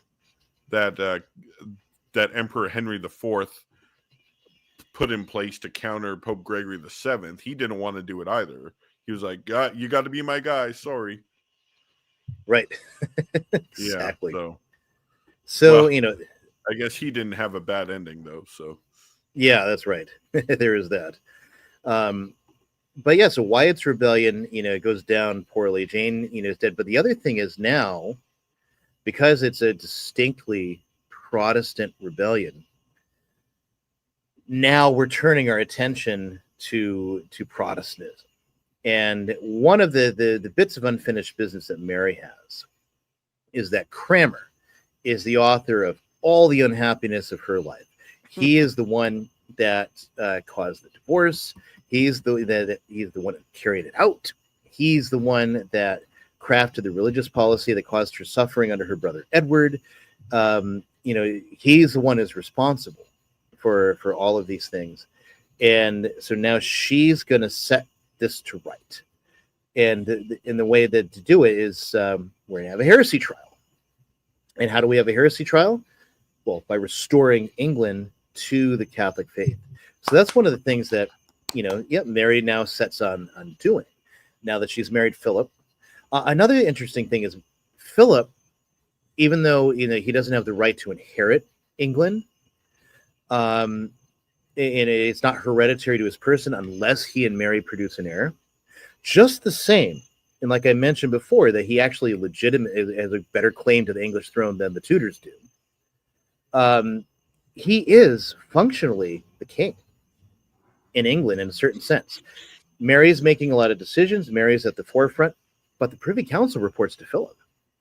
Even when Philip's abroad, the Privy Council is reporting to him. That's what I always wondered. I'm like, why isn't he the king? Yeah, because legally it's set up somewhat like the whole principle of a king consort, like you see firmly established with in England with Victoria, right? Or again with because it wasn't Mary II, because William III and Mary II were like joint monarchs. And that's a whole other complicated debate. A bit of law they have to do to get around reality. Namely, have to declare the law. James is dead. He's not. His heirs are dead. They're not. So Mary has a stronger claim than William. So they're both monarchs. Hey, we'll call it good here. Philip, on the one hand, is like by a legal farce, a king regnant or a king consort. But in reality, he acts and functions as king. But he just keeps being aware of the English xenophobia. He keeps himself, very modestly acting as far as English government. But again, like I said, the Privy Council reports to him. They, you get his advice. His signature is required. You look at all the acts of Philip and Mary, which again are in the British Library, the Parliamentary Archives, or wherever else. Philip's signature or his proxy is on them. Whereas you look at, let's say, Mary Queen of Scots and Lord Darnley. Lord Darnley was purely a king consort. His signature wasn't required for anything. Plus, he was totally worthless and usually too drunk, so he wouldn't be able to get a signature on anything. Albert's signature was not required on anything during the time of Victoria. But Philip's was. Philip's signature was absolutely required. It's really fascinating. There's a lot of articles that are being written. People are combing into the archives, places I don't have access to, so I'm dependent on what shows up in journals at the moment to get kind of more info on this. But again, there's just this historic Tudor and Habsburg connection, and this is like that final flowering of it before you get to Elizabeth, and it's formally broken forever. So it's interesting how that works. So before Mary can restore Catholicism, there's a big thorny issue that all the gentry want to solve, and there's still no clear answer to it, which is that they need to have what's going to happen to the property that everyone looted out of the monasteries, because not only did crypto Protestants loot the monasteries, so did Catholic gentry, and Catholic gentry were very much opposed to giving back that land. Because it's like, well, hey, we're not there yet. You can take that one off. I'll tell you when we get to that one. Trying to work some files in here, but realistically, it's like you made bank off this property. You made a lot of money, and increased your wealth. All these things, you don't want that to go away. It's against your own self-interest. So this is a problem that and so what Marian and her advisors are trying to do, and by this time Cardinal Pole has gotten to England. He's invested as Cardinal Alatere, same job that Wolsey had, for example. And, he's setting to work his reforms of the church. And, well, we can't be here all night. So I will say that one of the better studies of Cardinal Pole's work in terms of Catholic action in England and restoring the faith would be, it's Eamon Duffy's book, Fires of Faith. That's a book I'd highly recommend. I'm sure you've got it. I got Stripping of the Altars there. Is fire... Here, hold on. Just keep talking. Fires of Faith, it's like a white cover. It's got one of the pictures I've got up in black and white. He's got a colorized version of it on that cover. Anyway, so Pole, they're getting ready to enact this program, but in order to restore by parliamentary right, completely undoing everything in terms of the royal supremacy, because Mary is like, I don't want to fall under ecclesiastical censure for being technically the head of the church in this country when I'm not. So getting that undone is extremely difficult. So there's a lot of wrangling, and eventually they work on a solution where, people could voluntarily give that property back, if they want to, but it's not going to be required. And once the gentry see, okay, we're not going to be required to give our property back, we're not going to be required to do this and that, they kind of go along with it. They accept it. And so the restoration of Catholicism then is allowed to take place. So, but it's interesting that some of the greatest opposition Mary gets is, well, from Catholics that likewise would like to see the faith restored properly in England. But this whole question of the property, it's got everybody, torn up in different directions. So, so Alan's still looking for the book. I can't get this picture up, but there's actually a medal that that Rome had struck up to commemorate the occasion when England would come back into the Catholic fold. And as soon as Alan comes back, we can get that medal up to to show that. Yeah, I was just trying to find the Fires of Faith. I can't find it. Don't worry about it. Don't worry about it. All right. Let's get the new slide up. Boom. Yeah, there we go. Yep. Boom. So this is a medal that was struck under Pope Julius III in order to commemorate England, coming back into the faith. And so Anglia resurges ut nunc novissimo die. So England, you rise again, O England, just as now, so also on the last day. And it shows Mary kneeling, before the Pope, Cardinal Pole kind of, in the background, and all the other advisors. It's a fantastic little testament to certainly what could have been, honestly. And Pole, he gets right to work in reestablishing the faith. I found Fires of Faith, by the way, right here. Oh, great. Eamon Duffy. So anyway, sorry, Ken, I interrupted you. Well, that's right. And so one of the things that Reginald Pole starts doing, and now he's the Archbishop of Canterbury, and what they want to do is to build up ecclesiastical preaching. It's the one and first most important thing, is to have ministers who can preach to the faithful. Because the big problem is, well, all right, so most of this country is Catholic. What does Catholic mean? And I mentioned that earlier in the program under Henry. And we'll get to this problem with what's actually a heretic. When you got people with, when people were baptized, say, under Henry and came to reason under Henry and Edward, and the only thing they ever knew was Henry's church, are they actually Catholic to start with in such a way where they now are properly heretics? It's an interesting, problem in terms of the church never really is able to come to grips with properly. But so we'll come back to the heresy in a bit.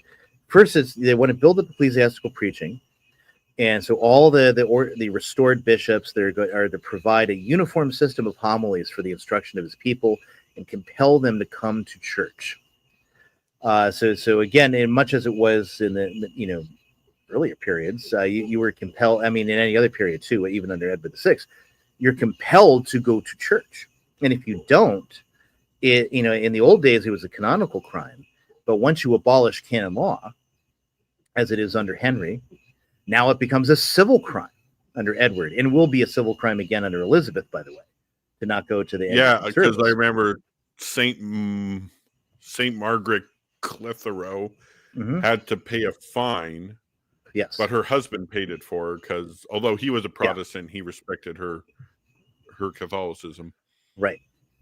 So and so basically, because it used to be canonical and you'd get a penance if you didn't show up at church.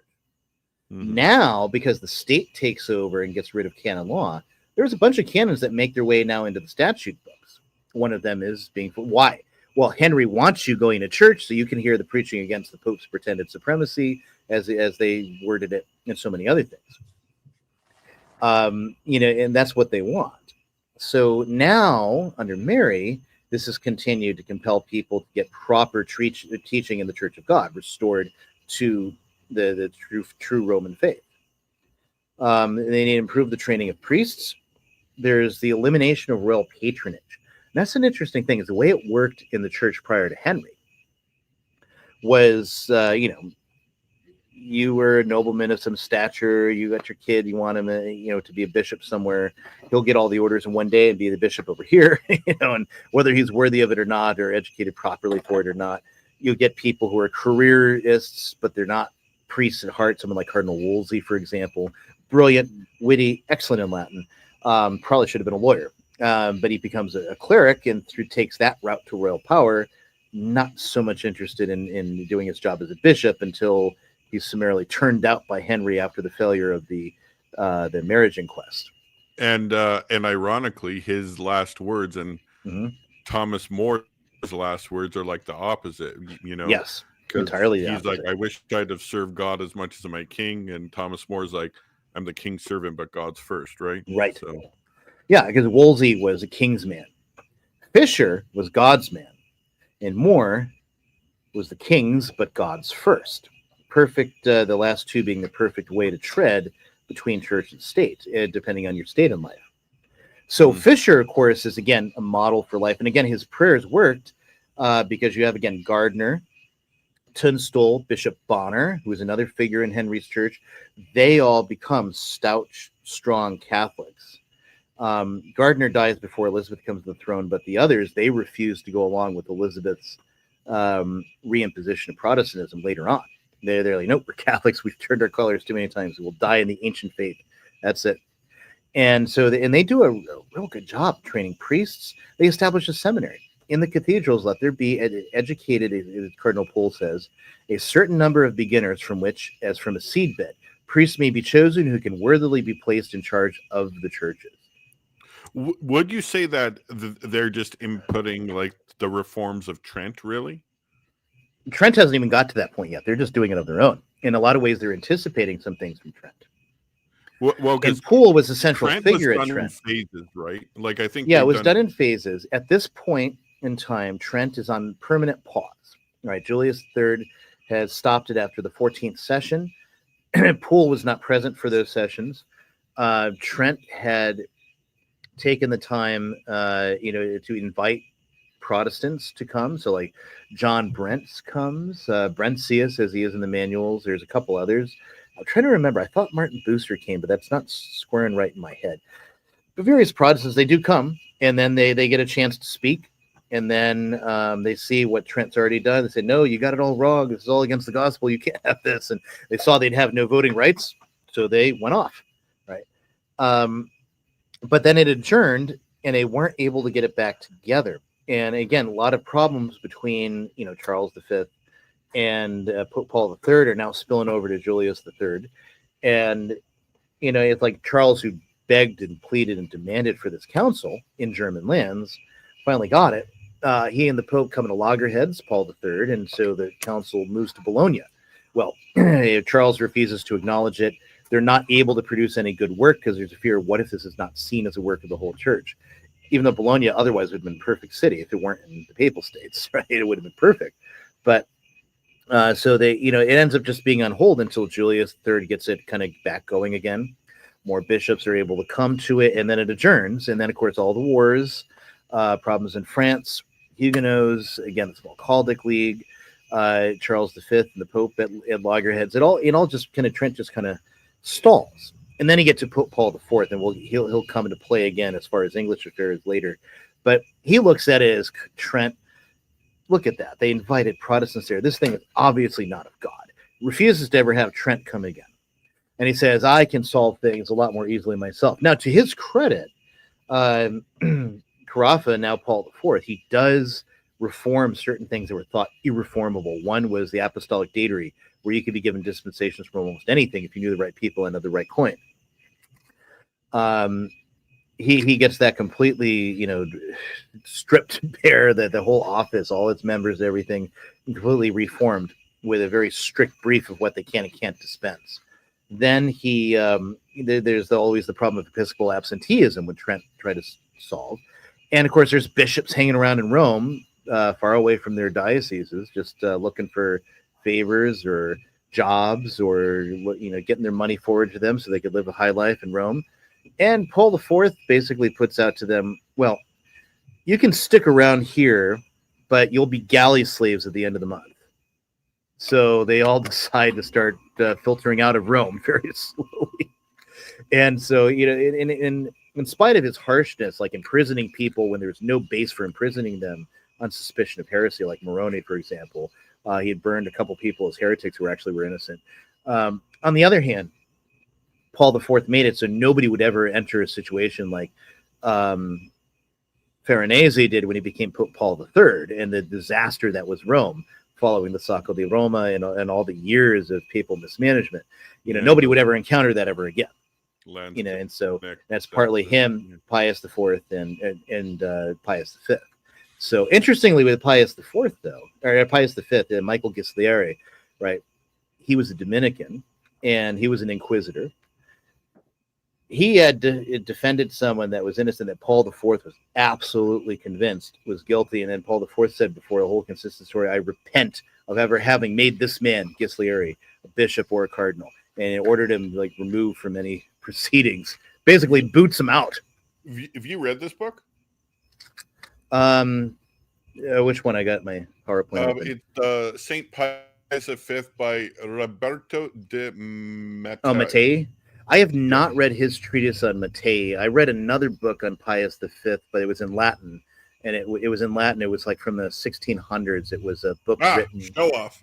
Right. You're right. And preparing. And I was thinking this would be great to translate. I just don't have time. But it was, hundreds of pages, a lot of really interesting. It was also good for showing how he's viewed at that time, because they wrote the book to prep the way for introducing his cause. Okay.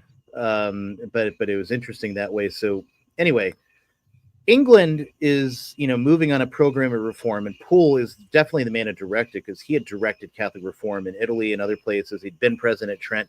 He'd networked with a lot of good reforming bishops. So, he knew a lot of what needed to be done.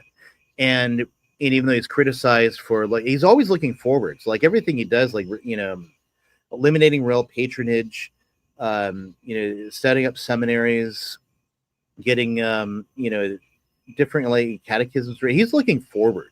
He's looking to the forward, to the future of the church, and anticipating a lot of things that will actually be done.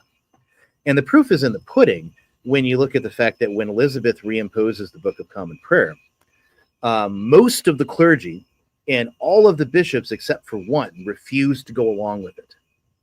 which is the exact inverse of when Henry VIII broke for a moment, and only St. John Fisher was the only bishop that was willing to stand up against it. Everyone else pretty much went along with it. Even his erstwhile friends like Tunstall. You know? Well, that's interesting, and I've thought about that, and I think they probably knew what was at stake at that point. Mm-hmm. They did, because like in the 1530s, like it's like the next king will patch things up with the Pope and all will be fine. But it's like, no, this is like eternal separation on the line, you know. Mm-hmm. And, so now. So anyway, so this goes in, and now you have the problem of the burning of Protestants, for which Mary is commonly called Bloody Mary. And so we can go to the other picture. Oh, whoops. All right. What one are we on? There's a black and white woodcut that you should. There it is. Perfect. It's also the cover of the Eamon Duffy book. So this is a book burning, actually. It is kind of the opening salve of burning Protestant books. And of course, Latimer and Ridley, you know, one of the things with the restoration of Catholicism comes a restoration of heresy laws. And so you're examined. And if you refuse to recant of your heresies, you'll be burned as a heretic, right? After being given your various warnings and being certain that the theological note that applies to what you're doing is you know, heresy. And also depending on your state in life, and like we saw in the last episode with John Fisher, you know, he'd have a heretic and he'd reckon it was some country bumpkin, as it were, who'd heard some nonsense for some traveling, you know, Lollard or something like that, and then repeating it, didn't really know much about what it meant, given a simple penance and let go, no serious consequence, you know, and things like that. So this is a lot of what has to happen now. The bishops are kind of at the forefront of it, because Protestantism is now not just a heresy, not just a minor irritation or problem of this minority position of the population. This is a threat to state after Wyatt's rebellion, right? And you still have the Marian exiles, all these English Protestants who are abroad in Geneva, that are keeping, writing pamphlets, writing books, sending funding, and there's rumors of potential insurrection, by Protestants against the crown. And so the restoration of the heresy laws is seen largely as a way to deal with it. So make, punishing heresy also a tool of state policy. And that's why they come back into place. Now, the Spanish had actually advised caution. Alonso de Castro was a theologian, and he was a confessor to Philip while he was in England as king. And he was in England as a while as part of the Spanish delegation there.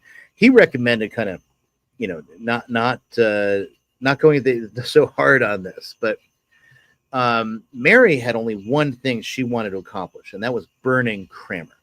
Like I mentioned, he's the one who is the author of all her unhappiness, all these trouble, caused the whole thing. He needs to go.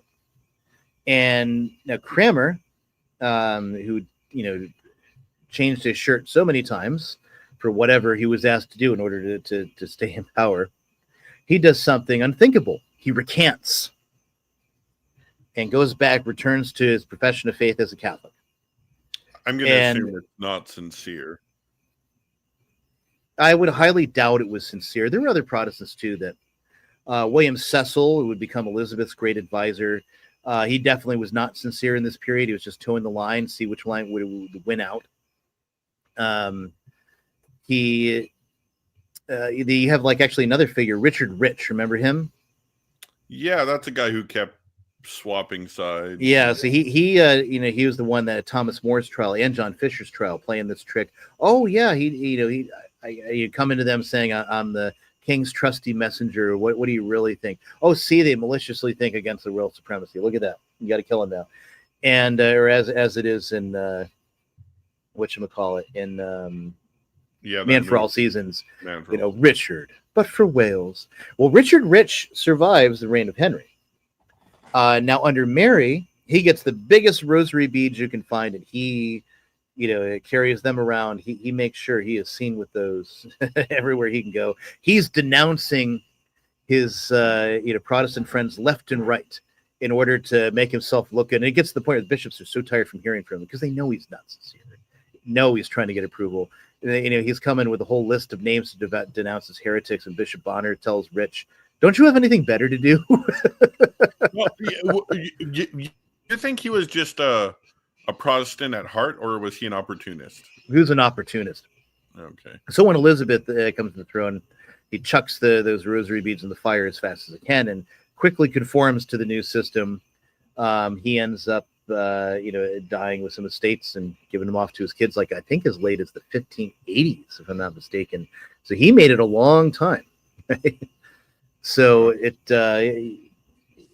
but just interesting. But then there were other people doing that sort of thing, right? Just towing the line, conforming, just minimally, much as Catholics will when it switches around in the next reign. So, but we should talk about the myth of Bloody Mary, as it were. For one, that phrase doesn't come around to the 1600s, right? So Is that John even Fox or no, even John Fox, I don't believe coins it. Although it would be worthy of him if he did. Although he does, forever set the propaganda of that with his acts and monuments, and we haven't quite got to Fox yet. That happens under Elizabeth. He destroys a lot of original documents, and then he creates this tapestry of truth and falsity.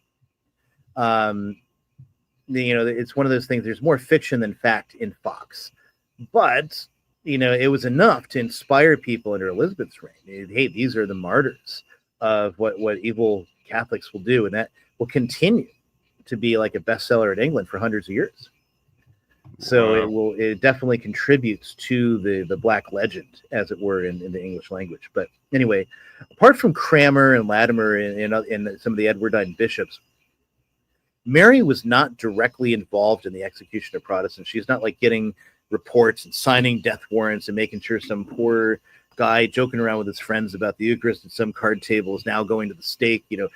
It's kind of popular images that people have of it all. Outside of Cranmer and the major Edwardian clergy, she really didn't have any direct involvement.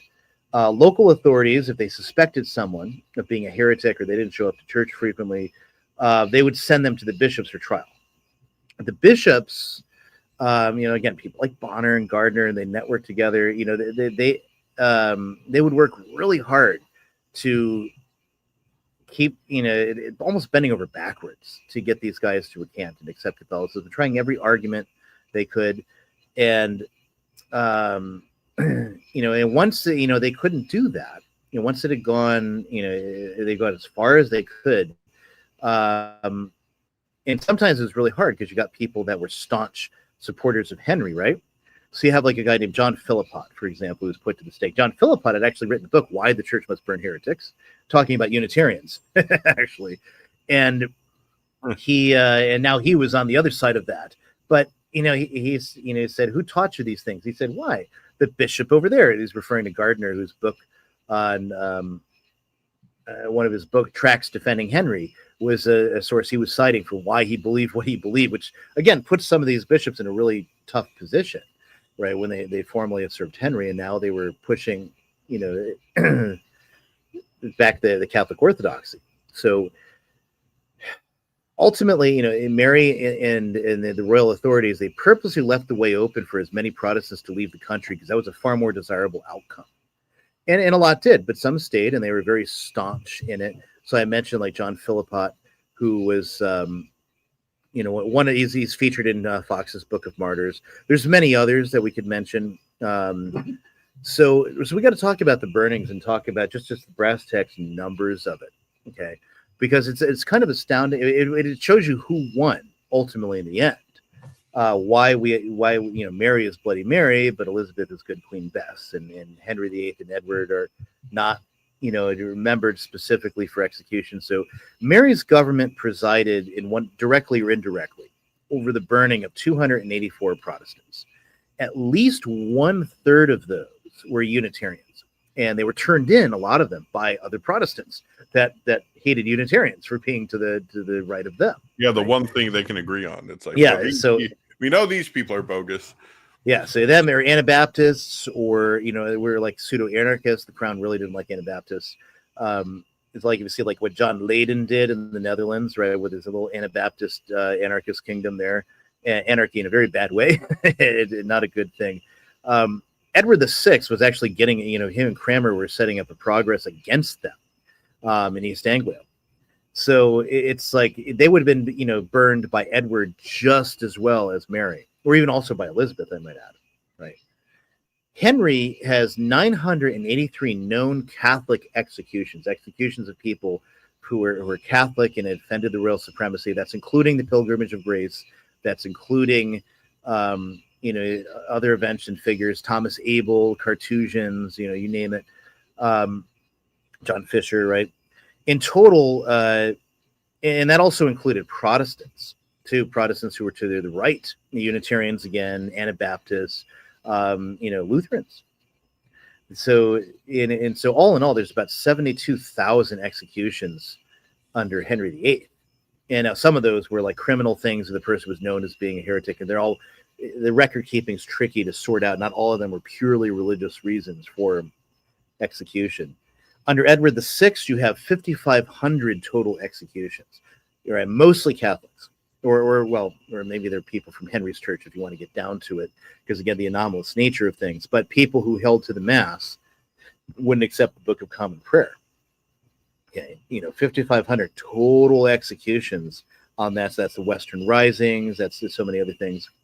Elizabeth has 204 Catholics hanged, drawn, and quartered for either for being a priest or harboring one. And then there's Jesuits. They were like outlawed, right? Mm-hmm. From the very beginning, mind you. This wasn't like some people act like, they had to do that because of the Spanish Armada. 1550, 1560 of the Act Jesuits, etc., which are, forbids Jesuits from being in the kingdom. Well, the Spanish Armada was 1588. Mm-hmm. I mean, that's the it was not. It was a what's the right word? It was a preemptive action. It was not a reaction to Regnans and Excelsis in Spanish Armada, right? And so, anyway, so Elizabeth kills all of them. About 48 priests in total, and then there's thousands, who are suffer under penal laws. Many hundreds who die in places like Fleetwood Prison or the Marshalsea or other places for recusancy. They couldn't pay it, and they die in that prison. So they're all basically, essentially it's the same thing, really. Why did they die? Because they were Catholic and they were put in prison, and they had no support, so they wasted away and got diseased or whatever. And then there's numerous Anabaptists and Unitarians who were burned for heresy by those other than Mary. It's just the record keeping under Elizabeth's not so good on a lot of those things, because the record keeping is chiefly concerned with Catholics, and so other non-conforming Protestants they were burned, and how many exactly it's hard to tell because the record keeping is questionable. And then if you really want 1,000+ Catholics were killed in Ireland by her policies, leading up to and after the Battle of Kinsale and whatnot. So there's that too. We really want to get down to it, but anyway. So that's does that mean that this was the best policy? Well, Duffy in his book actually argues that it was. And once you get to the later part of Mary's reign, there are fewer and fewer Protestants going forward to be burnt. It was working, essentially, Duffy argues, because there were fewer and fewer, people willing to die for it. And if that's the case, then it's probably only, a matter of time before, it all just fizzles out, right? If Mary would have been able to live longer, have an heir, and we'll come back to that to close it out. And then there, of course, once again, we got to return to Cranmer. So we mentioned Cranmer and how Cranmer had recanted. And actually, put the next image up. So Cranmer had recanted, gone back to the Catholic faith, and Mary was just utterly. So she wanted him burned anyway. Well, you couldn't, because he needed to be a relapsed heretic. So she decides to burn him anyway. And when he finds out he's going to die anyway, he just says, well, the hell with it. And then he goes back to recant his recantation. And then Mary said, see, I was right. He was never serious. But Cranmer gets the propaganda coup, honestly. And you see in the woodcut here, this is again from Fox's Book of Martyrs, but it replays the scene that's written down by contemporaries, that he thrust his own hand into the fire and saying, this is the one that had done it, namely signed the recantation. And so it actually becomes a marvelous propaganda coup for the Protestants. That, he's burned anyway, and he makes this big show of it. Look at it, strong, inspires more people to kind of, stand up. But again, ultimately, again, had Mary succeeded, i.e. in having an heir, or been able to live for like another 20 years like Elizabeth was able to do, just maybe, she, would have been, it would have been able to set Catholic England on a sure course, right? But it wasn't meant to be. So squaring back to Mary and Philip, right? So they're reigning, they're doing a lot of different things. Mary's reinstituted things like healing for the king's evil. I don't know if you had Coulomb talking about that.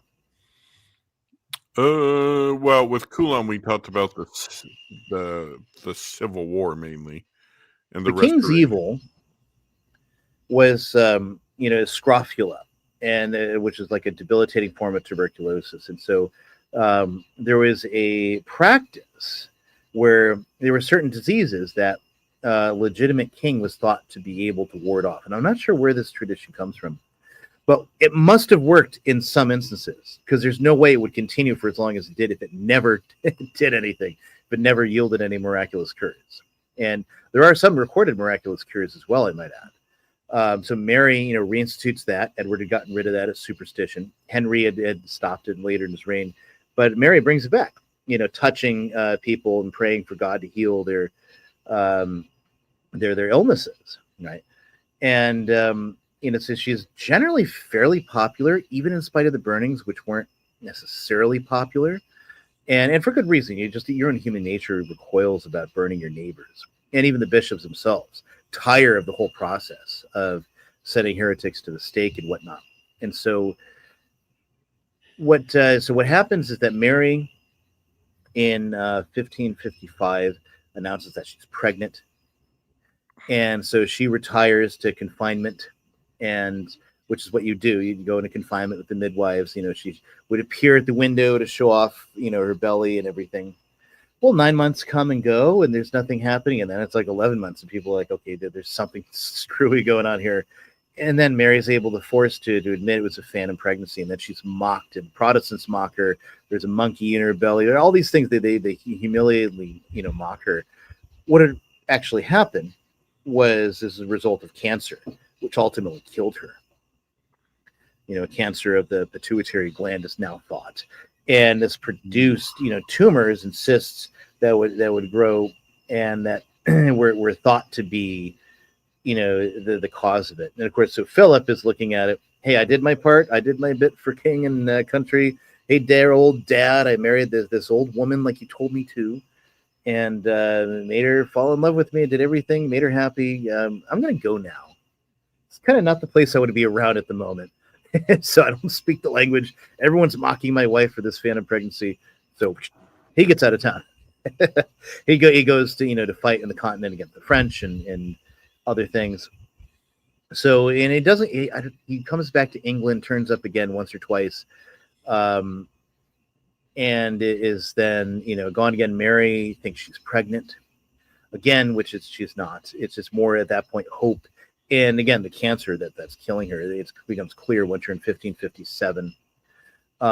She's not going to live. Elizabeth in this time is kind of just biding her time very quietly. Her name was mentioned quite a bit during Wyatt's rebellion. She had been brought in the Tower, but Mary is like, I don't have a solid basis for killing. Again, there's a sense, even though the hatred of Anne Boleyn, the hatred of the mothers now passes to the daughters, even then, I can't kill her without a basis. And so she has, Elizabeth swear to uphold Catholicism, which by some accounts Elizabeth does. Whether other accounts give it that she did it with her fingers crossed, we don't know. She's kind of she's younger, she's beautiful, and she's looked upon by all Protestants as like the hope to come. We'll get her own back. Catholics, generally in the rest of the country views Mary as good Queen Mary, and that's largely how she's known until the 1600s, where the politics in the restored Stuart monarchy. Then, because you have James, who's the king's brother, who's going to succeed as a Catholic. Well, then the Whig party is freaking out then, and so they start writing pamphlets. Imagine Charles, there's another fire like the 1666 fire. Imagine all good Protestants burning as torches, like in the reign of Bloody Mary. And that's the first time that phrase shows up in print, is in these 1667, 1668 pamphlets during the seclusion crisis. Yeah. Like I remember that. Charles Coulomb talked about that. Yeah. And so, even though you have Fox's Book of Martyrs, and generally Mary is generally just remembered as good Queen Mary. Very little is mentioned again about her after her reign. But as far as England goes, Elizabeth's kind of let's move forward. But Elizabeth is only able to do what she did because Mary showed it could work. Mary was the trailblazer. She's the one who showed. She preserved the Tudor succession. She showed a queen regnant could actually work. She actually set up the institutions that are recognizable in English politics going forward, because she strengthens the position of Parliament by using it for her religious settlement and for all the other things that she wanted to do. Is always closely using Parliament, right? And in another sense, she showed that a woman could be queen, and she made it work. She strengthened the administrative structure of the church. Again, the church is really a forward-moving, reformed church. Right, by the time that she dies in 1558, she maintains a navy and actually reformed a really strong militia. That gets obscured because of the fact that the French had taken Calais, the last English possession in France. Yeah, and that was at the end of the 100 Years' War. Yeah, 1558 they had taken Calais, so that was the last English possession in France, and that was one that was barely noticed at the time. But later, it was a lot bigger mention was made of that, and so and then the French just saw, hey, it's New Year's Eve. The English are almost certainly drunk, right? We can take it, and so they did. And that was definitely a blow. There's no evidence though that Mary died with the words Philip and Calais on her heart. Again, Calais was scarcely concerned at that point. You'd had some bad harvests though, so Mary, she was working really hard to restore the coinage. And do the best she could to relieve the suffering of so many people in the countryside that were suffering from so much famine. And she actually enough where again a lot of these counties she's remembered as good Queen Mary. And finally, she sponsored overseas exploration. She actually had maps drawn up and got established English cartography and other things. There's actually some maps that were produced for her and Philip that Elizabeth would then poach, and they have the Spanish arms removed from them, right? So they would only be the English arms on them. Take credit. In England, Elizabeth ultimately will take credit for a lot of stuff that Mary herself actually does. And then finally, she holds her own against Pope Paul IV. So Pope Paul IV, we mentioned, Cardinal Carafa, hates Cardinal Moroni, but he considers Moroni just kind of the understudy for the real heretic, Reginald Pole, the Archbishop of Canterbury. So Paul IV, Carafa, he strips Pole of his title as being the Pope's representative in England, Cardinal Alatere. He orders Pole, back to England, back to Rome. Basically, he wants to have a heresy trial and burn him in front of the Minerva. And for what exactly? I mean, it's the same situation like Cardinal Moroni. The Inquisition had examined him, including the future St. Pius V. They had examined Giovanni Moroni again and again and again and found no evidence of heresy. He was willing to affirm whatever, and he demanded a trial because he wanted to be vindicated, which Paul IV would not allow. Because, again, if he was vindicated, the secret heretic will get out because I know he's secretly a heretic. And in his view, Pole was the same. Pole had fully subscribed to Trent as it was at that time. He fully subscribed to everything the church taught. Any earlier positions he might have held, he had abjured. So it's like, but again, there's heretics everywhere. So Mary, on the other hand, she knows she needs Pole in England, reforming the church, so she refuses. She orders Pole to stay, continuing his activities in Canterbury. And the other thing is that there's the political side of all this.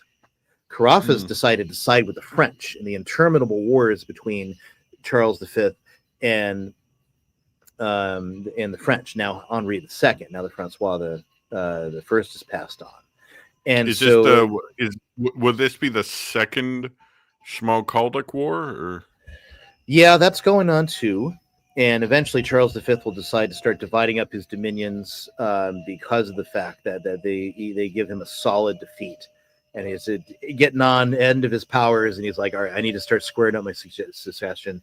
I need, my nephew here, Ferdinand, I need him coming in as Holy Roman Emperor. I need Philip as King of Spain. I need Mary Ghent as regent of the Netherlands. He starts dividing up everything. He's governor of the Americas, he's going to run Milan. Actually, no, Philip was technically the king of Milan, I'm sorry. But he starts separating out all the dominions because he knows his time is getting short. And Carafa sides with Henri II against the empire. Doesn't like the imperialists. He, after Cum Ex Apostolatus Officio, in fact, because royal, even Catholic sovereigns look at this as a threat to their power because they're named in there too. And that if they at any time, could be determined to be a heretic, they lose their dominions, right, as a result of that bull. And so they don't like it. And of course, Protestants, the only time Protestants ever cite that bull is, interestingly enough, on account of this. And they say, well, see, the Pope, he wants to rule the world and take every sovereign out, make every Catholic a dual citizen, and make him want to revolt against his monarch if he's ever, falls into heresy or whatever. So Philip actually breaks off Spanish diplomatic relations with the Pope as a result of Cum Ex Apostolatus Officio. Even though it wasn't directed at them, it was entirely directed at this poor cardinal that's locked up in prison. Right? So Carafa doesn't like the Spanish, and so he aligns with the French. And Pole, of course, his old foe, working for Mary, who's also the part of the Habsburg family, aligned with the imperialists, and so he wants to. Actually threatens Mary with excommunication for not yielding up Pole.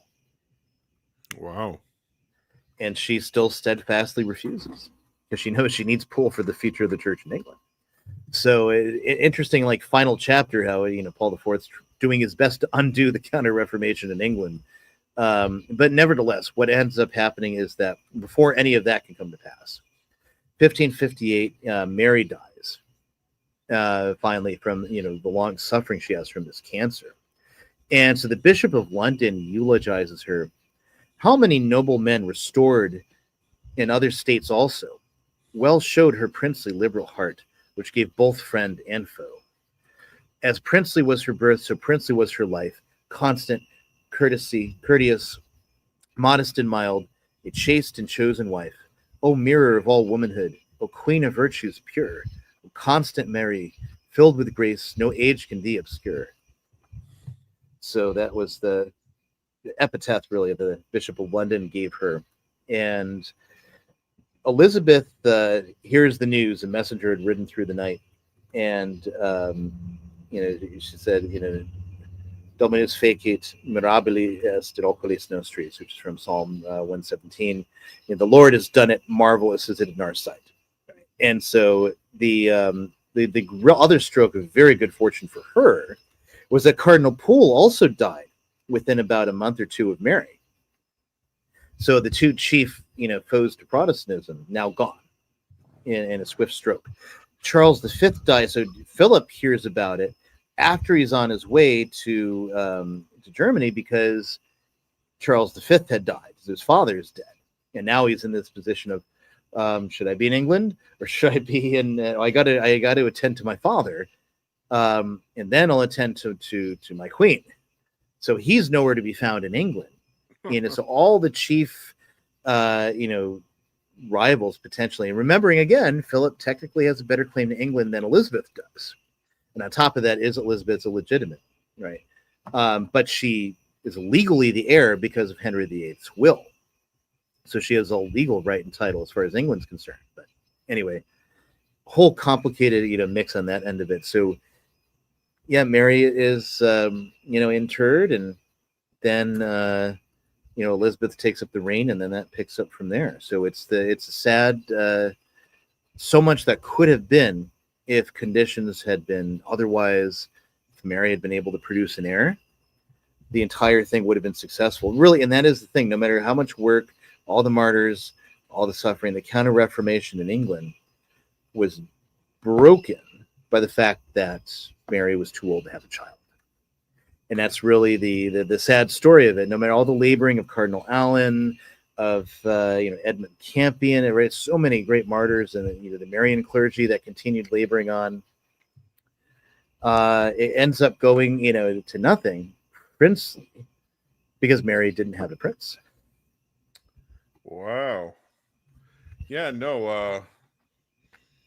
Oh, yeah, no, like all those people, like Guy Fawkes, and I've got this book over there by Ken.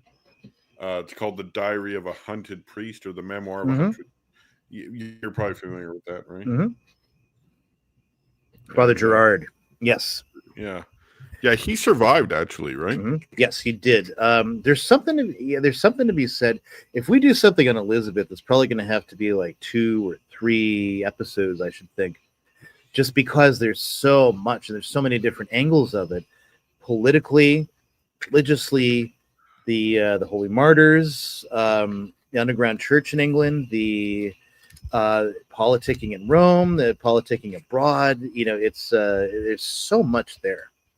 To Guy Fawkes' gunpowder plot, and granted that's under James, but it's the echoes of Elizabeth, and there's Mary Queen of Scots. And there's so much with that too. There's another story with that.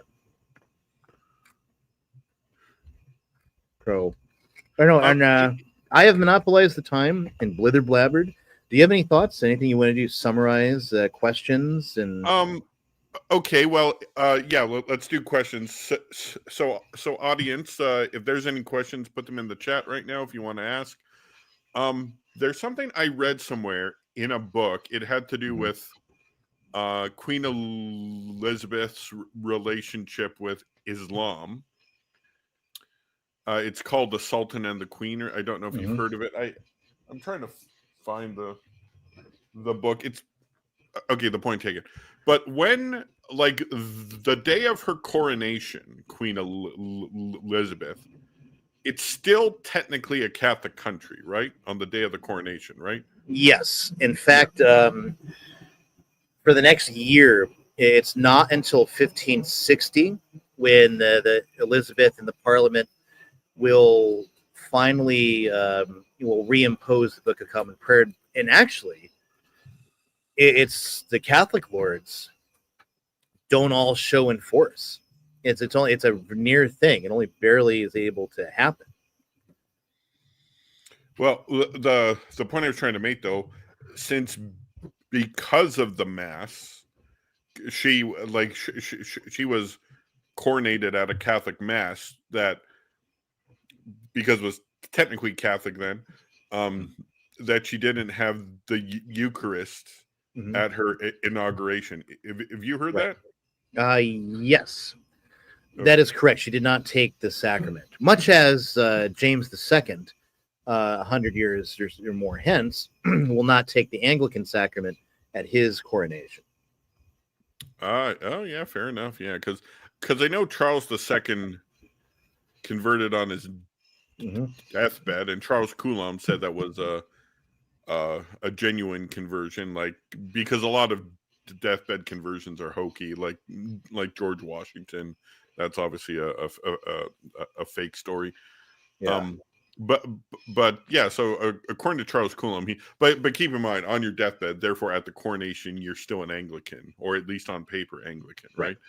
Whereas King James II was Catholic from the day of his coronation till the day he died, right? So he was, who is as an office, the head of the Church of England, which is one of these complicated things.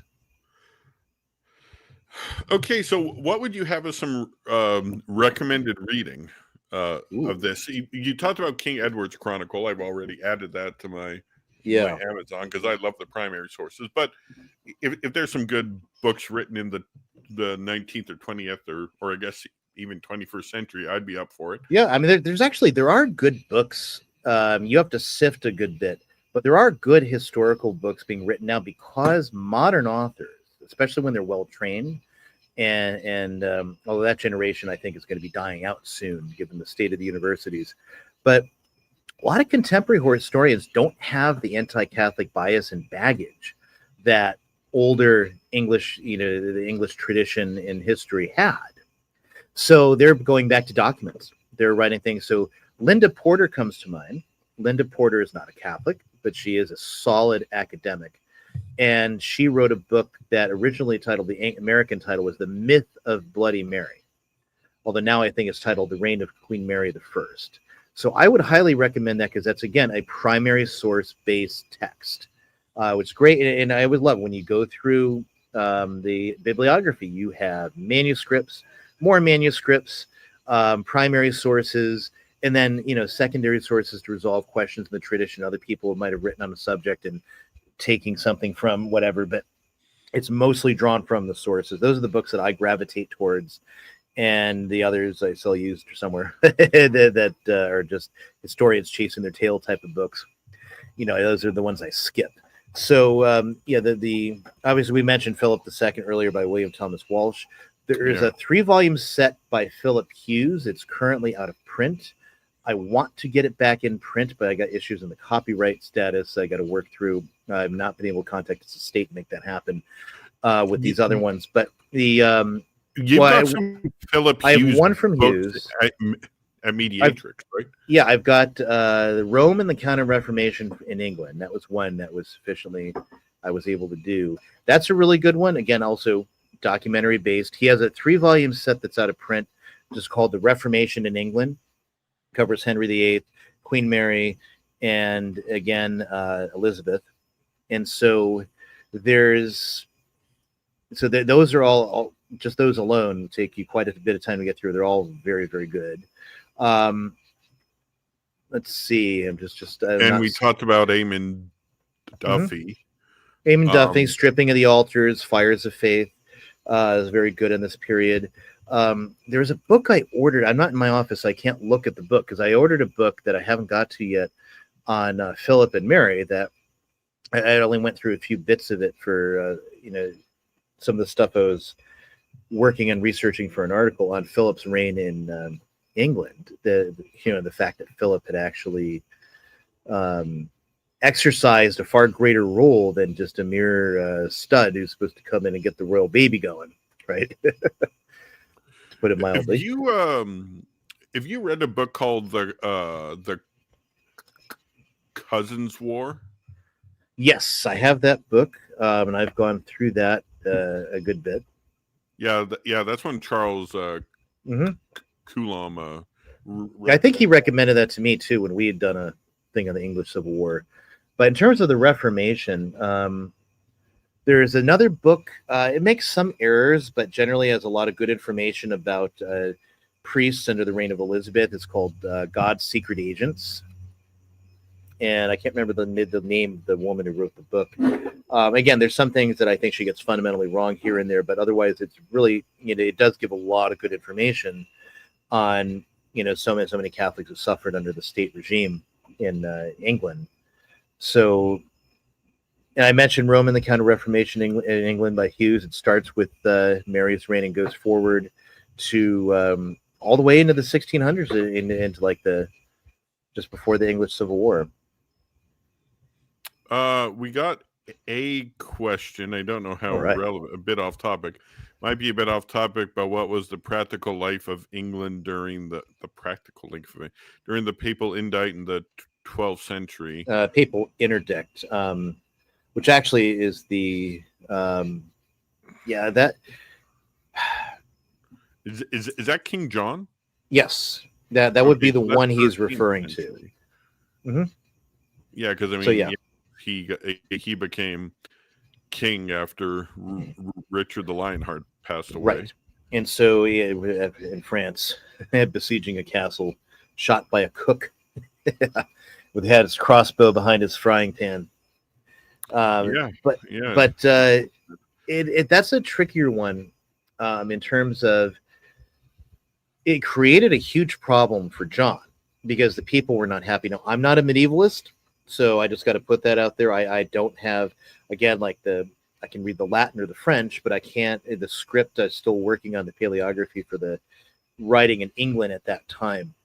I've got the Tudor paleography down. I've got the 15th century paleographies down, but medieval, I'm still working on getting the paleographies down unless it's in an Italican. I just have a difficult time with it. But it's probably learned by yourself as opposed to had the money and I was through some doctoral program. I'm sure I'd had somebody to learn me up a bit on that. But from everything that I have anyway, I've studied on that period, which mostly is for the Lionheart, but John suffered a bit because he had the Barons' alliance against him. He was deeply unpopular. His divorcing his wife and marrying what's her name? This is Isabel. I can't remember her name. Is French. Because he was married.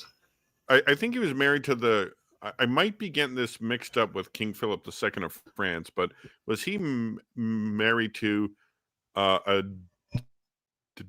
Danish lady, or was that King Philip? That was King Philip. Okay, yeah, because he had the same problem ultimately.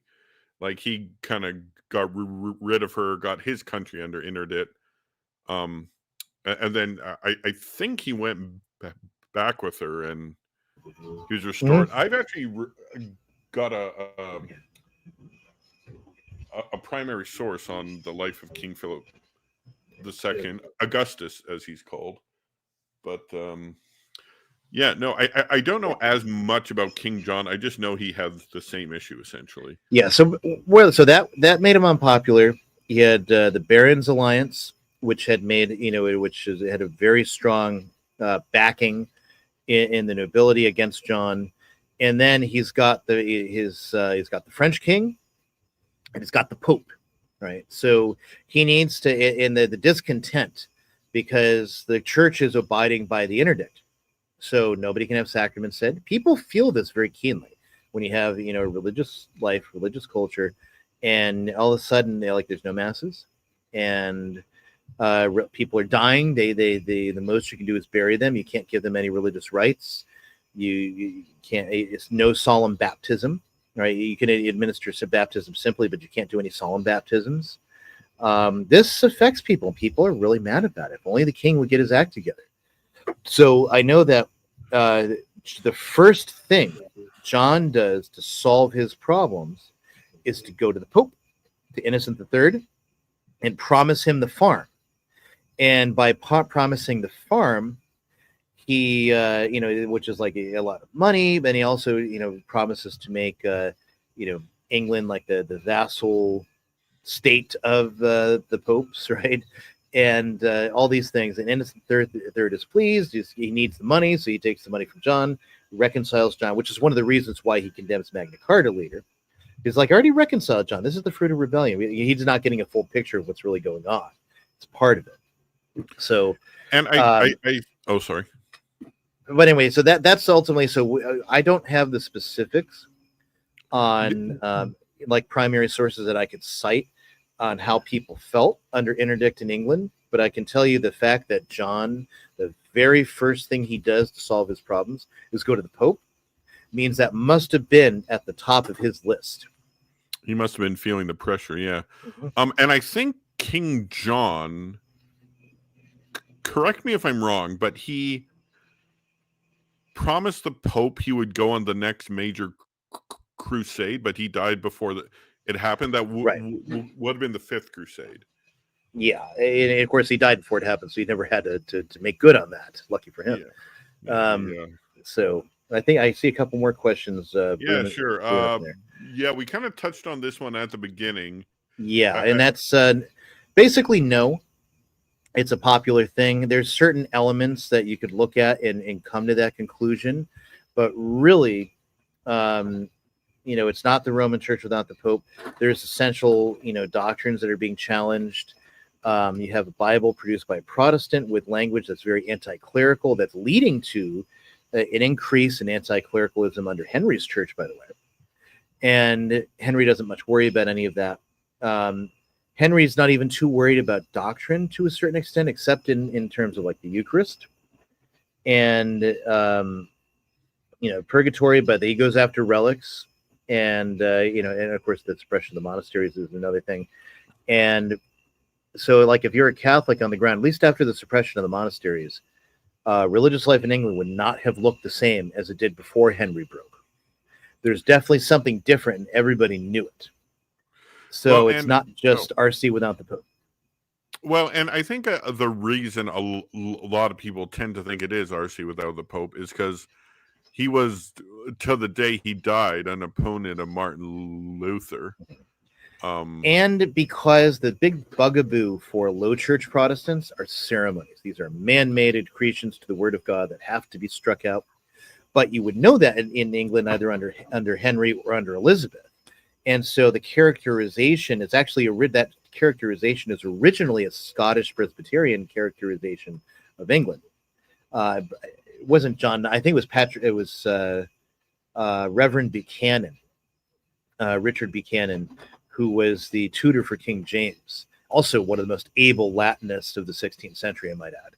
But beside that, he's the way he sneered at the Church of England as the Red Church of Rome without the bloody Pope, was his words. Quoted, to paraphrase, but that's about right what they were. So okay, we got a question from this thing. When did it become a requirement to be a priest in the Church of England to be a well? I think the female priests were in the early 1990s, and then 92 or 3 or something like that. About that, and then Episcopal Church USA picked it up the next year. Yeah, two institutions that are floundering. In fact, I've heard. In fact, I've seen some stats that amongst the Gen Z, there are a good chunk more Catholics than Anglicans, and I think Protestants as a whole, but certainly Anglicans in England right now. So if you're a young guy in England and you care about religion, you're more likely to go to the Catholic than the Anglican. There's exceptions that prove the rule. There's Anglo-Catholics that seem to, and Anglo-Catholics are not high church, by the way. Some of them are, but that's another myth that some people think.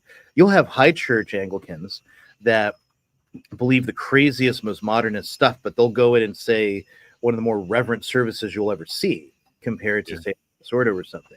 And then it'll be, celebrated with a woman all facing the altar in beautiful vestments, right? But Anglo-Catholics would never tolerate that in terms of like a woman being present or something. So, but they can also veer toward Low Church. It's interesting dynamic, right? And but yeah, as a whole in England, I mean, the formal state Anglican Church. Well, I guess the line in yes, Prime Minister is kind of the operative line. When he says they're trying to get him to pick a new bishop, and church has 2 candidates, and they want him to pick one to forward to the Queen to rubber stamp, and Paul Eddington as the Prime Minister, he says, well, which one should I pick? Well, this one he's sort of like this, and this one he's a bit of a modernist. He's like, oh, what's a modernist? He's like, well, think of like creation, Noah's Ark, Abraham, Jesus. They don't believe any of these people existed. And he's like, oh, well, why are they still in the Church of England then? And the Church of England solicitor says, well, if they left the Church of England, they wouldn't get their Church of England pensions now, would they? Yeah, that's fair enough. I just want to go back to this for a second. I thought of something you said. A thing that you brought up that was interesting is that the priests were required to preach against the popes a certain amount of times a year, and I think that's one thing with being like in the 11th century when Constantinople separates, they no longer recognize the Pope's authority, but they just simply ignore the Pope at that point. they don't like constantly preach Right. against him, but the fact that King Henry is constantly requires people to preach against them, or at least they're supposed to preach against them, is shows that they essentially adopted Protestantism ecclesiology. Right. You want to say anything about that, or should we go to the last question? Yeah, essentially, I think it's the same thing. And I think, like I said, it's important to remember that, in Henry's private papers, he is, recording debates he's had with Cromwell and with Cranmer on whether or not to replace the Mass with a communion service. Right. And that's something that, he's wavering back and forth on. Even later, even after Cromwell's death, he still wavers back and forth on that. And then it always comes back, no. It's like, on the one hand, you get in 1539, you have the 6 Articles, which reaffirm Catholic beliefs in transubstantiation, celibacy, confession to a priest, votive masses, and communion under one kind. Right. So Henry has these things upheld by parliamentary legislation. So it's so there are things that are definitely being upheld. And then but on the other hand, then he has the Great Bible placed in churches. Now, the same Bible has footnotes and commentary that are very much against what Henry VIII believes, actually. There's other iconoclastic policies that are being carried out even while under Henry in different places that, they probably don't even come to his attention, or maybe they do. You have a litany, the exhortation and litany of Cranmer, which prays for the nation to be delivered from the tyranny of the Pope in Rome, right? And this is prayed in churches and so on and so forth. It's like even offering masses for the dead, even though like Henry paid a vast sum to have that done for him, he actually, as head of the church, would confiscate charities and trusts endowed for masses for people for centuries, right? Mm-hmm. Yeah, so in colleges. In fact, the original use of that word college was actually collegium, was actually groups of priests that whose benefice was praying for the souls of benefactors of and that's the original colleges. That's what they were for. It's very much tied to the Catholic doctrine of purgatory, through the Middle Ages. Did English Catholics flee England? If so, where did they end up? So all over, in a certain sense, Italy was one destination. A lot of Englishmen show up. They enter the Jesuits. There is an English college for Jesuits in Rome already in the 1560s, endowed by 1570s, excuse me, endowed by Gregory the 13th. There's obviously the College of Douay, which is in the Netherlands, which was established by William Cardinal Allen. And William Cardinal Allen was just a man of genius, honestly. And he had a great program for trying to re-evangelize England from afar, right? Or hold the line for people that were struggling. And so the Jesuits cooperated very heavily with that missionary effort, but a lot of English, coming in. They also went into Italy, into Benedictine congregations, but actually a good number of them, like once they found places where other Englishmen are, start congregating there. And then quickly, like the Benedictine Cassiense congregation, they found themselves overloaded with Englishmen and Scotsmen. So they would just start sending them back to England as missionaries, ill-prepared and ill-ready for that. And there's unfortunately testimonials for problems arising from them. Englishmen showed up in France. Englishmen showed up sometimes in the New World, Spain. Famously, Guy Fawkes, of course, Guido Fawkes was worked for the Spanish. There's no actual evidence that he specialized in explosives. That's like a myth that was developed later. There's very few Spanish documents that relate to a Guido Fawkes, but there was a Spanish regiment in Flanders, that is in modern-day Belgium, and he was a part of it. And it certainly, he was mostly a recruiter, and he'd fought in several battles and whatnot against the Protestant Dutch. So he had, he actually didn't have training in explosives or gunpowder per se, apart from what a soldier would know for managing an arquebus. And that's what's clear in any way, the scant documents survive about his service to the Spanish. So some Catholics went to Ireland. There were already old Catholics there that were Catholics settled there. There were Englishmen settled there under Henry II. So it was hundreds of years earlier that remained with the Catholic faith. So they were called by the Irish Old Catholics. And then the Irish themselves, and they formed the first confederacy during the English Civil War. And there were other Englishmen that joined their ranks that were Catholic. So they basically went wherever they could, either finding employment as soldiers, sometimes fighting for the Protestant side, like for the Dutch. They found employment in church circles. They entered Jesuits. They entered other congregations around, in different places. And so it's just as, whereas Protestants, like when under Queen Mary, they tended just to go straight to Geneva because they already knew there were Catholic communities there. Others went to other countries. Venice was very welcoming to Protestants, and that's where Sir Francis Walsingham was noted as a cryptologist and a mathematician, and so they trained him in the Venetian spycraft. And that's how he ends up, under Elizabeth, basically becoming the spy master, forming MI6. But if we do our thing on Elizabeth, we'll talk about the whole good chunk devoted to Walsingham. Wow. All right.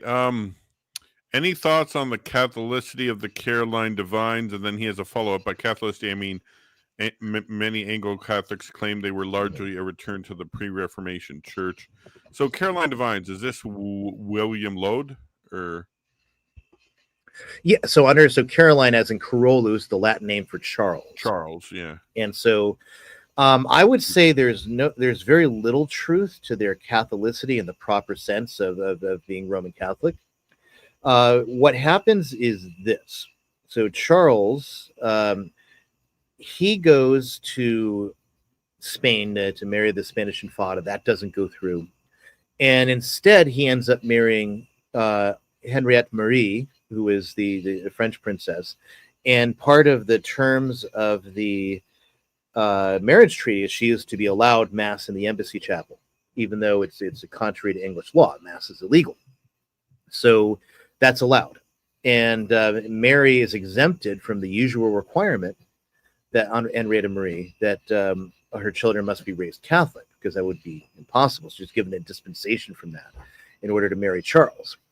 So Richelieu gives her a brief. She's seen as being like a missionary, basically, for Catholicism, and so they do the sensible thing, not having Jesuits there, because that might irritate, since they're specifically named in English legislation.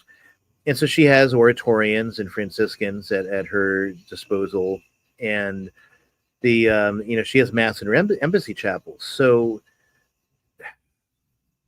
ultimately, what happens is there's members of the English aristocracy that are curious. They go to Mass with the Queen. There's conversions that are starting to happen in the English aristocracy on account of all around the circle around Henrietta Marie. Now, Laud, who is the Archbishop of Canterbury for Charles I, and Charles I himself, both, well-read, both favorably disposed toward Rome. Charles is concerned on one very specific point. He does not like the indirect power of the Pope in temporal affairs. That is, that the Pope's authority to depose a sovereign for the sake of the faith in that country. Well, that had pretty much waned at that time, right? Yeah, no, I mean, the last instance of that would have been the Venetian interdict, and that, which is a total failure, 1605. And okay. Pope Paul V was trying to put Pope Paul V, he was trying to put the Venetians, formerly Cardinal Borghese, Camillo Borghese, he tried to put them in their place, and it didn't work. They just completely defied it. And it was the sure sign, okay, popes in previous centuries so overused, interdict, nobody cares anymore. It's just not a useful tool at the present, right? And so, and Pope Paul V was in a debate because somebody was trying to argue whether or it wasn't Paul V, it was Urban VIII, right?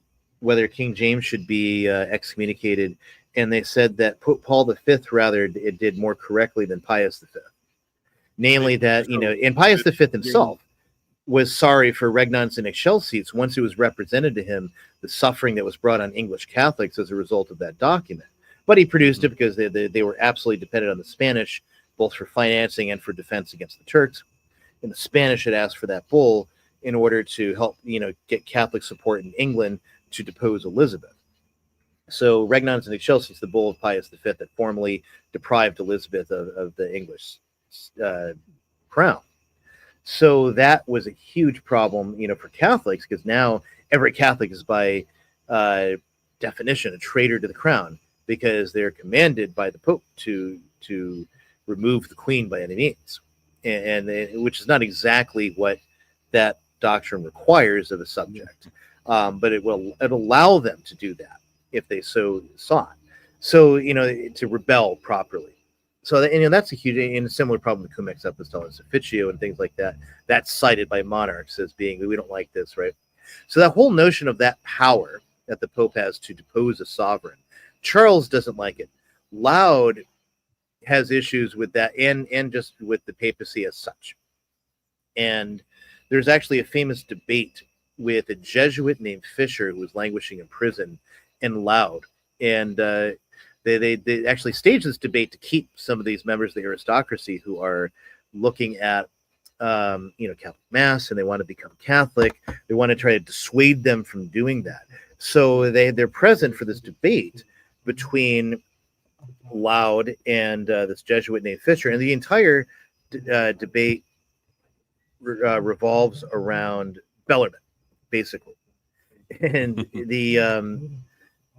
and again, it like Laud stops at one point and says, "Hey, if I believed in the papacy, I would become a papist without further ado. But that shall happen. That shall not happen. Unless I become a complete dotard." Right, and so according to Charles Coulomb, he said William Laud was offered the cardinal's hat on 2 occasions. True or false? As far as I am aware, that's true. At least on one occasion, I know it's true. It's documented. It's referenced in letters in the period of people who were knowledgeable about affairs in England. It was not a formal thing, but it was a private thing. Hey, but it was given directly to Charles. Hey, if you'll convert back to the faith, we'll make Laud a cardinal. And Laud wanted nothing to do with it. Charles was actually the one who was more interested in it. Ultimately, so it's a but what happens with Laud and other Caroline divines is what they want to do. They want to show that Protestantism can have the beauty of holiness too. We're not all some low church Presbyterian, wretches with their empty churches and our hats and standing in straight, horrible pews to chant out these hymns. No, we can look at what we get in the Chapel Royale. And James, of course, was amenable to that too, because James, because again, by Reverend Buchanan, I say his name is Richard Buchanan, it's George Buchanan. George Buchanan beating him, whipping him, and reminding him in service that he is just a man in service, and to be fearful of the minister of God, preaching the word of God to him. That's what he had to be fearful of. But then he comes to England, and he sits in the box, in the royal box in the Chapel Royale, and the minister is cowering before him to give the sermon. James is like, dude, I'm going native. This is where it's at. And so he jumps into Anglicanism with both feet without any problem. So there's, so with Laud and Charles, they want to show Protestantism can have the beauty of holiness. So what do? They raise altars. Altars that were torn down under Edward VI, we said at the beginning, they're being raised up again. And so are rood screens even going back up. Crucifixes, images. It's like Protestants, low church, areas that did not have any kind of solemnity in worship. They're being forced to do the Book of Common Prayer with all solemnity. And then, of course, as the piece de resistance, now Charles is going to show we can do this in Scotland. And so he'll impose the Book of Common Prayer in Scotland which leads to the bishops' wars and the disastrous results of that, which I'm sure you talked about with Charles. Yes, we did. And he also mentioned, and it's mentioned in, I can't remember where, but I know it's mentioned in the Kevin Phillips book for sure, that during the English Civil War, it's 1644 or 45, I can't remember the exact year, but at the Battle of Naseby, they captured the king's baggage train, the parliamentarians did, and they found correspondence of him and the Pope, and there was talks of potential reunification. And of course, this only, I think this was brought up at his kangaroo court trial before they executed him. Yeah, if I remember right, the charges were exaggerated. The fact that there was correspondence at all with the Pope meant that, look, see, Pym was right. He's part of this conspiracy to take away our Bibles and make us worship the Virgin Mary and plunge England into blood to make us all Catholic again. Right? And there was the big Protestant boogeyman all the way through the American Revolution. They're repeating the same propaganda against King George, which is all the more absurd with King George.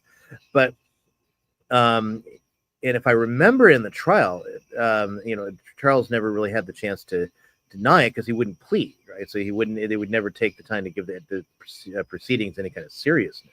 So it's unknown. It would be interesting if, like, an actual trial did happen, if Charles would have stopped to explain what that was. But if I remember right, the correspondence themselves, it was merely that there was correspondence with the Pope.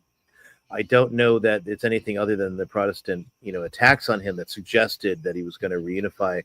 I don't think Charles would have seriously thought that he could have done that. Because remember, we said England's about an 85%, 80%, probably 85 to 90, really, Catholic country at the accession of Elizabeth. By the time of Elizabeth's death, it's a 20% Catholic country.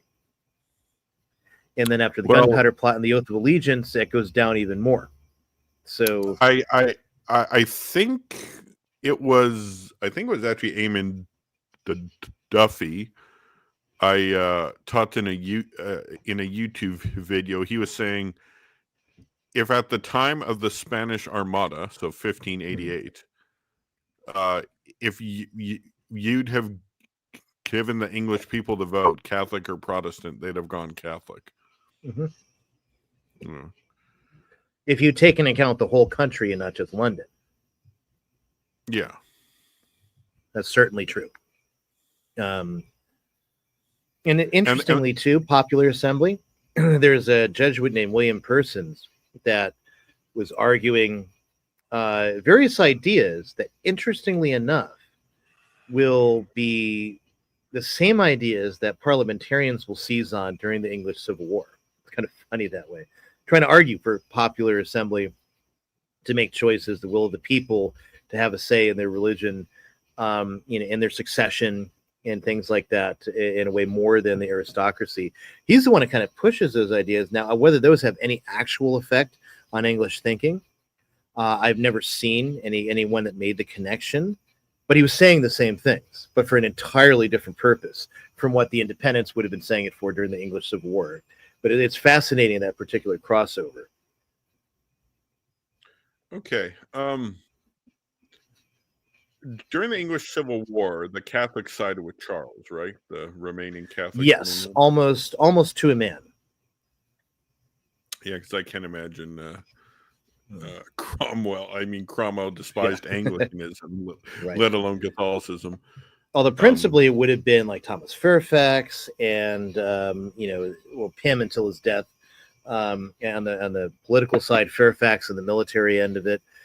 Cromwell was kind of the right-hand cavalry commander for Fairfax, but he did become one of the major commanders for the New Model Army, and he was kind of the inspiration in its organization and setup.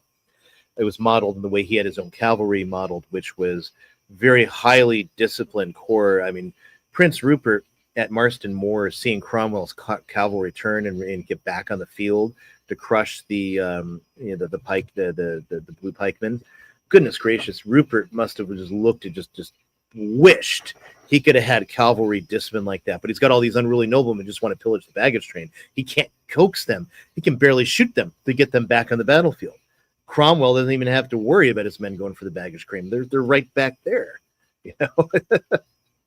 Yeah, and that battle, according to Charles, was the most important battle of the whole war, because that lost the North to the Parliament, and that was the most Catholic part of England, right? North. Yeah, it was actually the North, and the Wales and Cornwall were definitely the more Catholic parts, all in all. But same thing in the Midlands too. There's still strong Catholic pockets all around there, minding their P's and Q's, because at that point they're defeated, and that's just surviving. Yeah, and it's like for a lot of them, they had they didn't have the greatest access to a Catholic mass. Like if you were rich, I saw a mini series once. It's in the early 1600s, and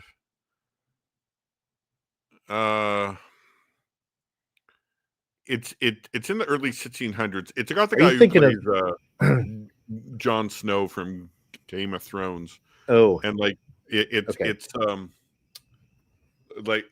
starts out like they're doing a mass in a mansion. It's a rich aristocratic family, and they're doing the mass, and then they got inspectors knocking on the door, and they're trying to get the priest to get his vestments off in time, and right. So we I'm not familiar with that one. Yeah, I'll send it to you if I see it. It was it was quite good. And of course the hang draw and quarter a priest. It was pretty brutal.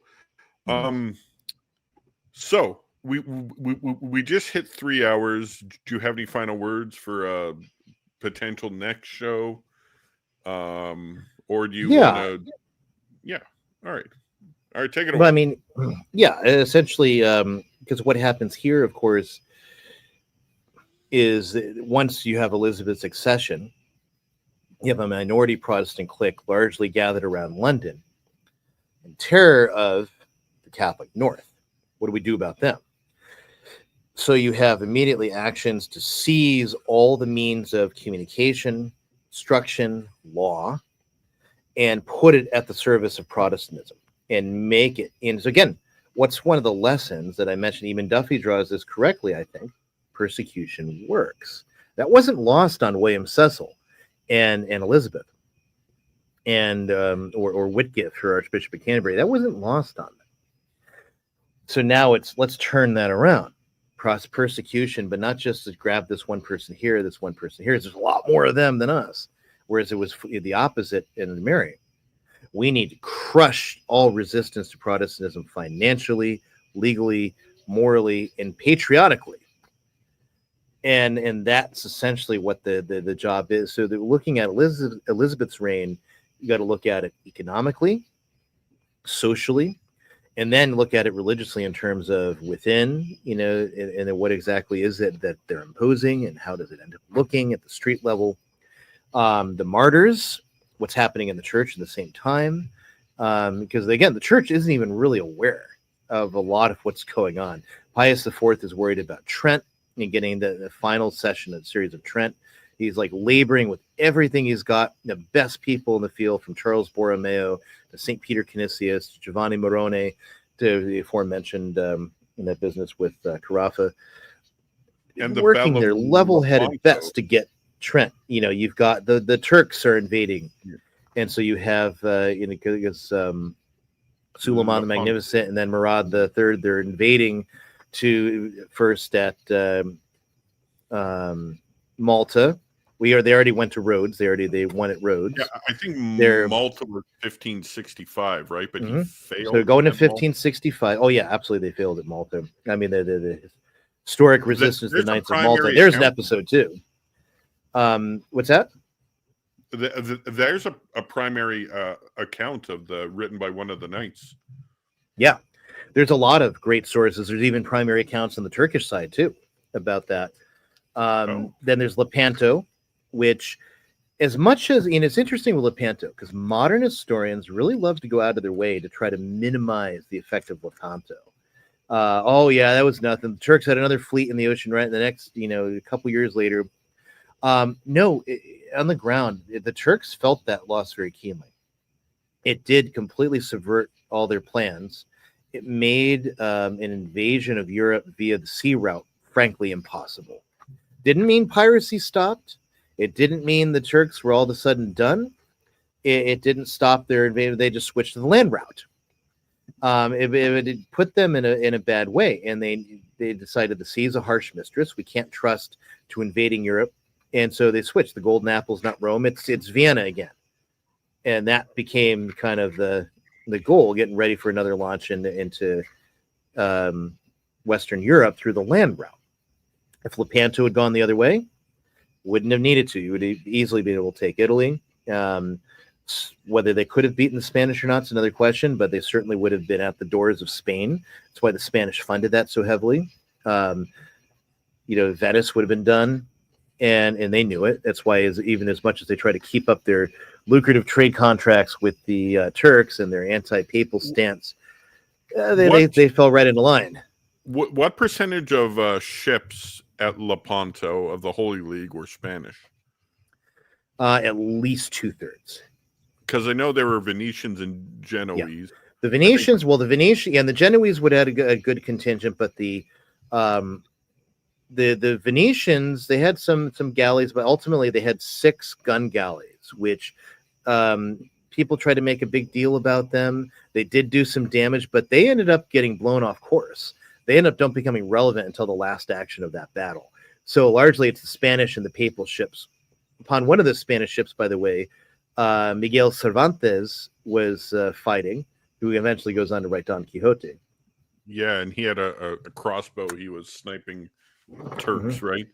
Yeah. And the Spanish ships were under the command of the Marquis of Santa Cruz, who was supposed to lead the Armada, right? But he dies of old age, right? Mm-hmm.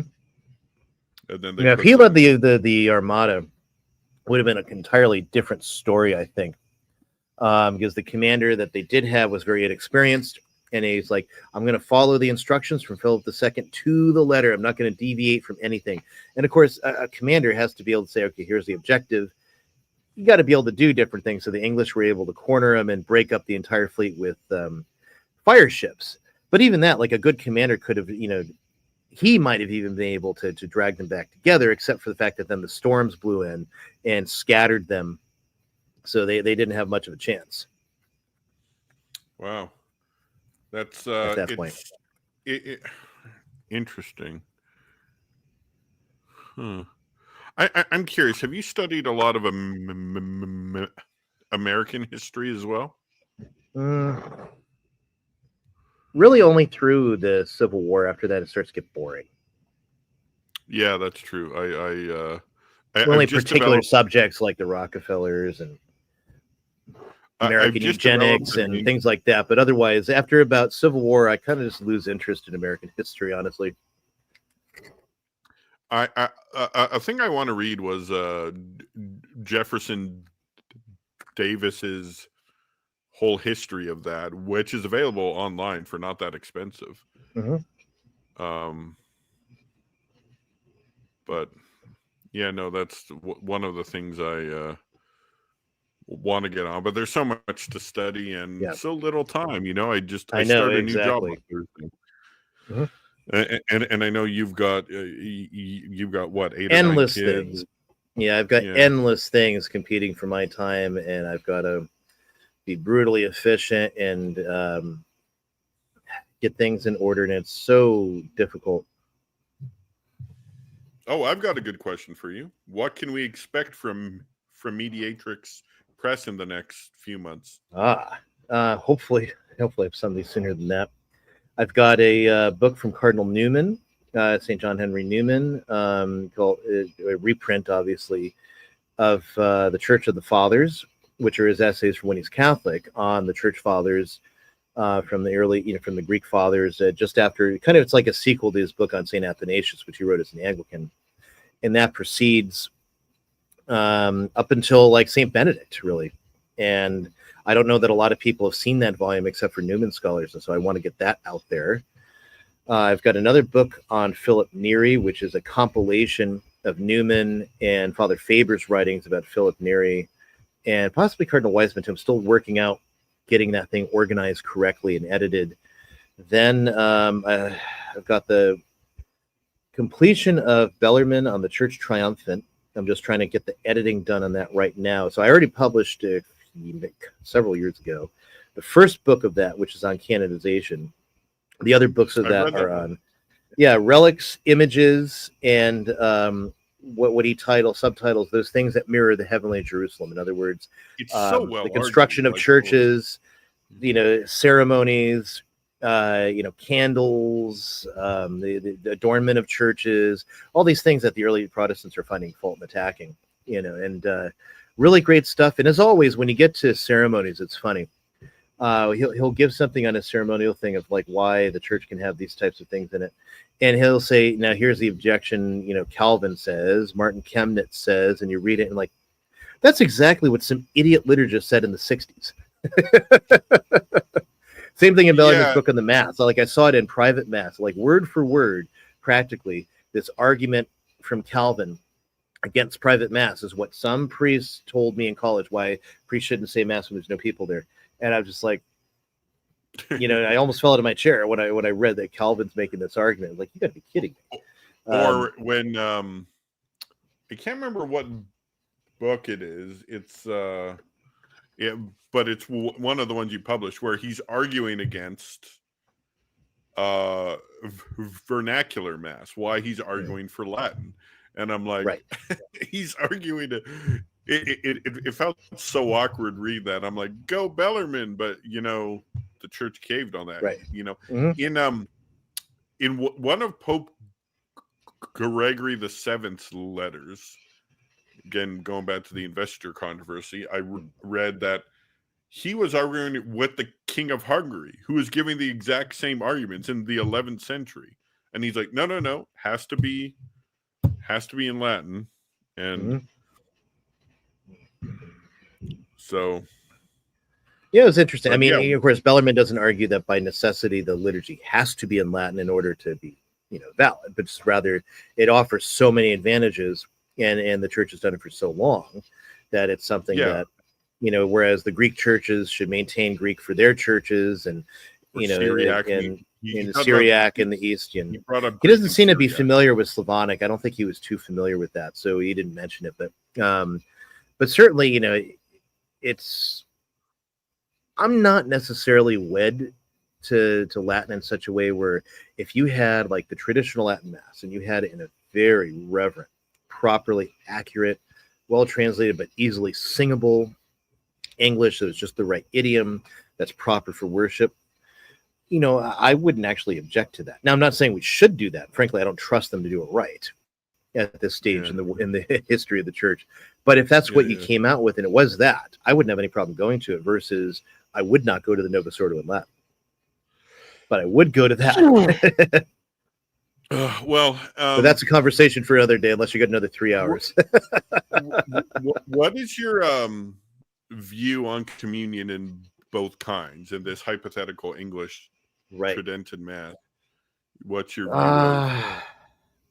Yeah, I don't like, because of the danger of utriquism, which, has again shown up people that don't think they get the whole Jesus if they don't get, the precious blood.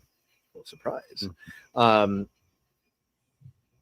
So it's, you can argue, because obviously other churches have had the chalice without too much trouble. Obviously the Eastern churches and whatnot.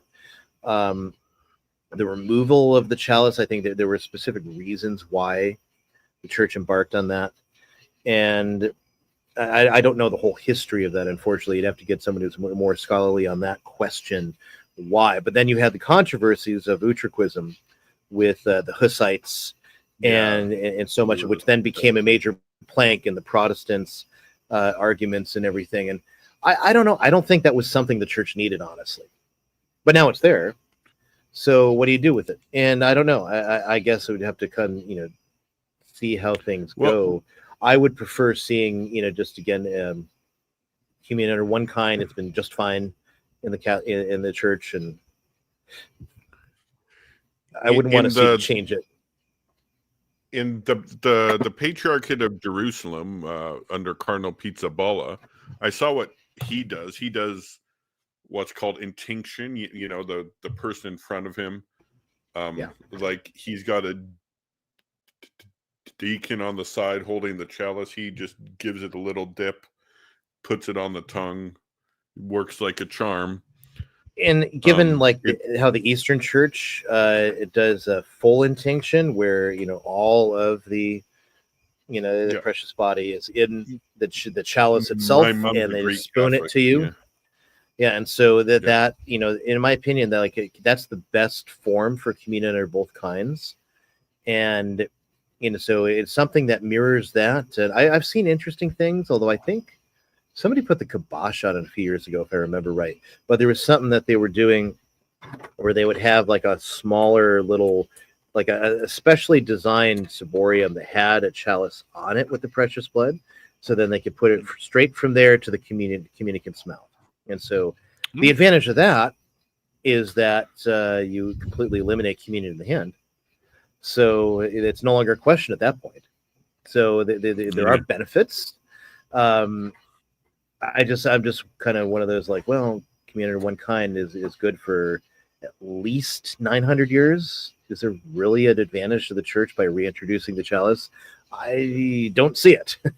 So, and I don't think anything since the 1960s has shown us why we needed it. Well, I'm not opposed to it. I mean, it's not like I demand it back, but if they do it, I'll be like, okay, Yeah, I mean, if they did it by intention, I'm just as when I go to the Divine Liturgy, I don't demand, hey, you got to change your entire rite in church for me, Latin Catholic, visiting here. No, I take it exactly everything they do in their rite. I take it, and it's perfectly fine. It's not hurting anybody. Hasn't hurt anybody in their rites for 1,600 years. So, my mom's a Byzantine Catholic, so like growing up, because she's Ukrainian, right? Growing up, we normally went to just like a Novus Ordo because my mom wanted, like, my dad's not Catholic, but my mom wanted to kind of educate us in English. But sometimes we went to visit our grandma, and or of course funerals or weddings or something, and then we'd go to the town where she's from and go the Ukrainian mass there. And of course they got the spoon with the full intinction. But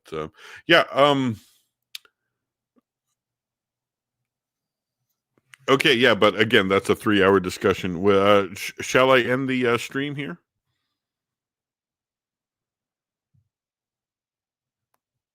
Ryan?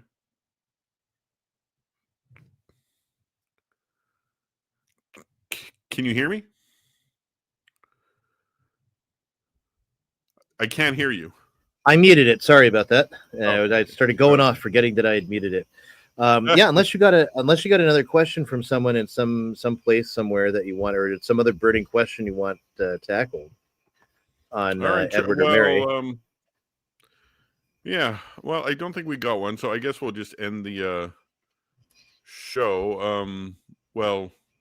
And then we'll talk about the next show after I kill the stream. All right.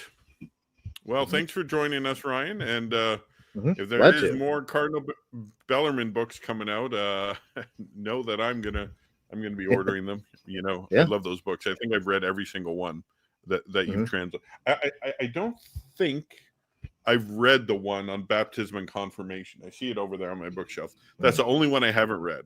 But I've read every single other one, and they're all so good. And then I got these ones by Father Baker, The Defense of the Word of God. I think that's about the Vulgate. And the book on Christ, which is probably, I'm guessing, against Unity. Well, it's not about the Vulgate proper. It's about Catholic argumentation on Scripture and how Scripture is to be used. Also includes a bit about the Vulgate, but it's principally on whether Scripture is the sole authority. And so you can look at the whole plan of the controversies in terms of all their books, so that Bellarmine starts with the Word of God. That's the chief thing, right? What's the sufficiency of authority in is that the Word of God? Bellarmine says yes, written and unwritten. So it's about Scripture and tradition, against the Protestant argument that no, the sufficiency is solely in the Scripture. Then on Christ, who is Christ? And essentially it's following this plan is that, all right, well, if Scripture is not a self-interpreting book, that's kind of the thrust of it ultimately, and it tackles a million arguments in between. But if Scripture is not the final authority, it's not in and of itself sufficient, and you need something extra that God has provided in his church, who is that? Well, obviously Christ himself is the one who's going to teach you all truth. Who is Christ and what does he do? Right. And so ultimately, Christ is the head of the church. And again, with a million arguments in between about the nature of Christ, where Protestants err about who Christ is and whatnot. And then you get to, all right, so well, Christ is the head of the church, but he also ascended into heaven. So he is not visibly present to us in such a way to settle controversies and teach clear doctrine. So who is his vicar? And that's where you get on the Pope, right? And then you go to the next. Okay, so the Pope is the final, is the judge of all controversies. He's not the Antichrist, as the Protestants teach. He's infallible and faith and morals, and he has this indirect temporal power, but he's not the Lord of the world, as he argues in Book 5 of On the Roman Pontiff. All right. Well, what else in the church is there that assists him in his role? And that's where you get to on councils, which is that volume in the church. I read that one. And then what is the church? The church militant. What are the marks by which the true church is known? On the marks of the church. And he goes further, which I probably might haven't touched yet, except I have some notes on it that I need to put together on clergy, on monks, and on laity. Now, De Laïcis has been in translation since 1926. Somebody did a translation of it. But the other ones, clergy and monks, nobody's done before, to my knowledge. So I need to go those. And then, so that's how we saw the church militant. How is the church militant divided? Clergy, monks, and laity. Then, what's the next branch of the church? The church suffering. That's purgatory. And then the church triumphant, which I mentioned, I'm getting that full volume completed. And then it moves on to the sacraments. How is the church sanctified, right? So I'll treat us in all 7 sacraments. And finally, how is the believer justified? It's the whole section on grace, original sin, and then you have justification and the value of good works, which is a massive tome. It would take me quite a while once I finally get to it. And I'm still having this debate after I get done with the first 4 books on the Eucharist, which I'm going to put out hopefully by next year. I'm still working really hard on a couple sections of that.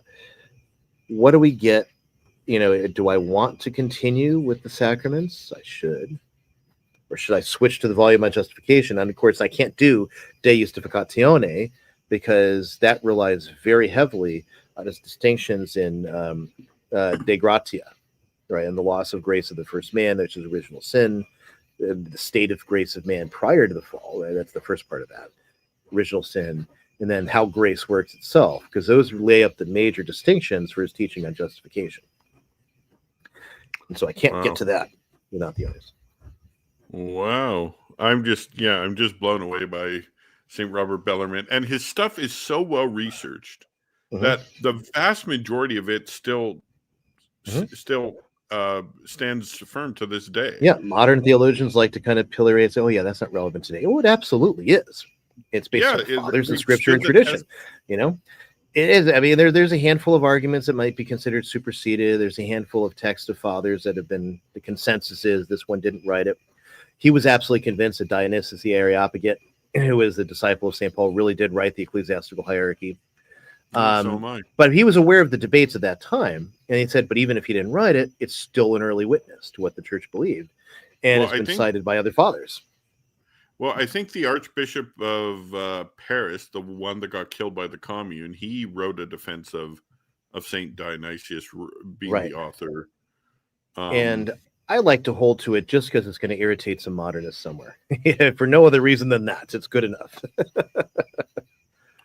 Yeah. All right. Well, I will definitely. Okay, 3 hours, 23 minutes. Oh, okay. Oh, man. Got to kill this thing. Yeah. All we right. This is Alan Rule signing off from Calgary, Alberta. And Ryan Grant from, Mhm. if you're okay telling everyone where you are, but if you're not, that's fine. Yep. Well, Mediator All right. Express, Post Falls, Idaho, currently sojourning in Ohio. So Oh, there we go. All right. Bye, guys. God bless. God bless.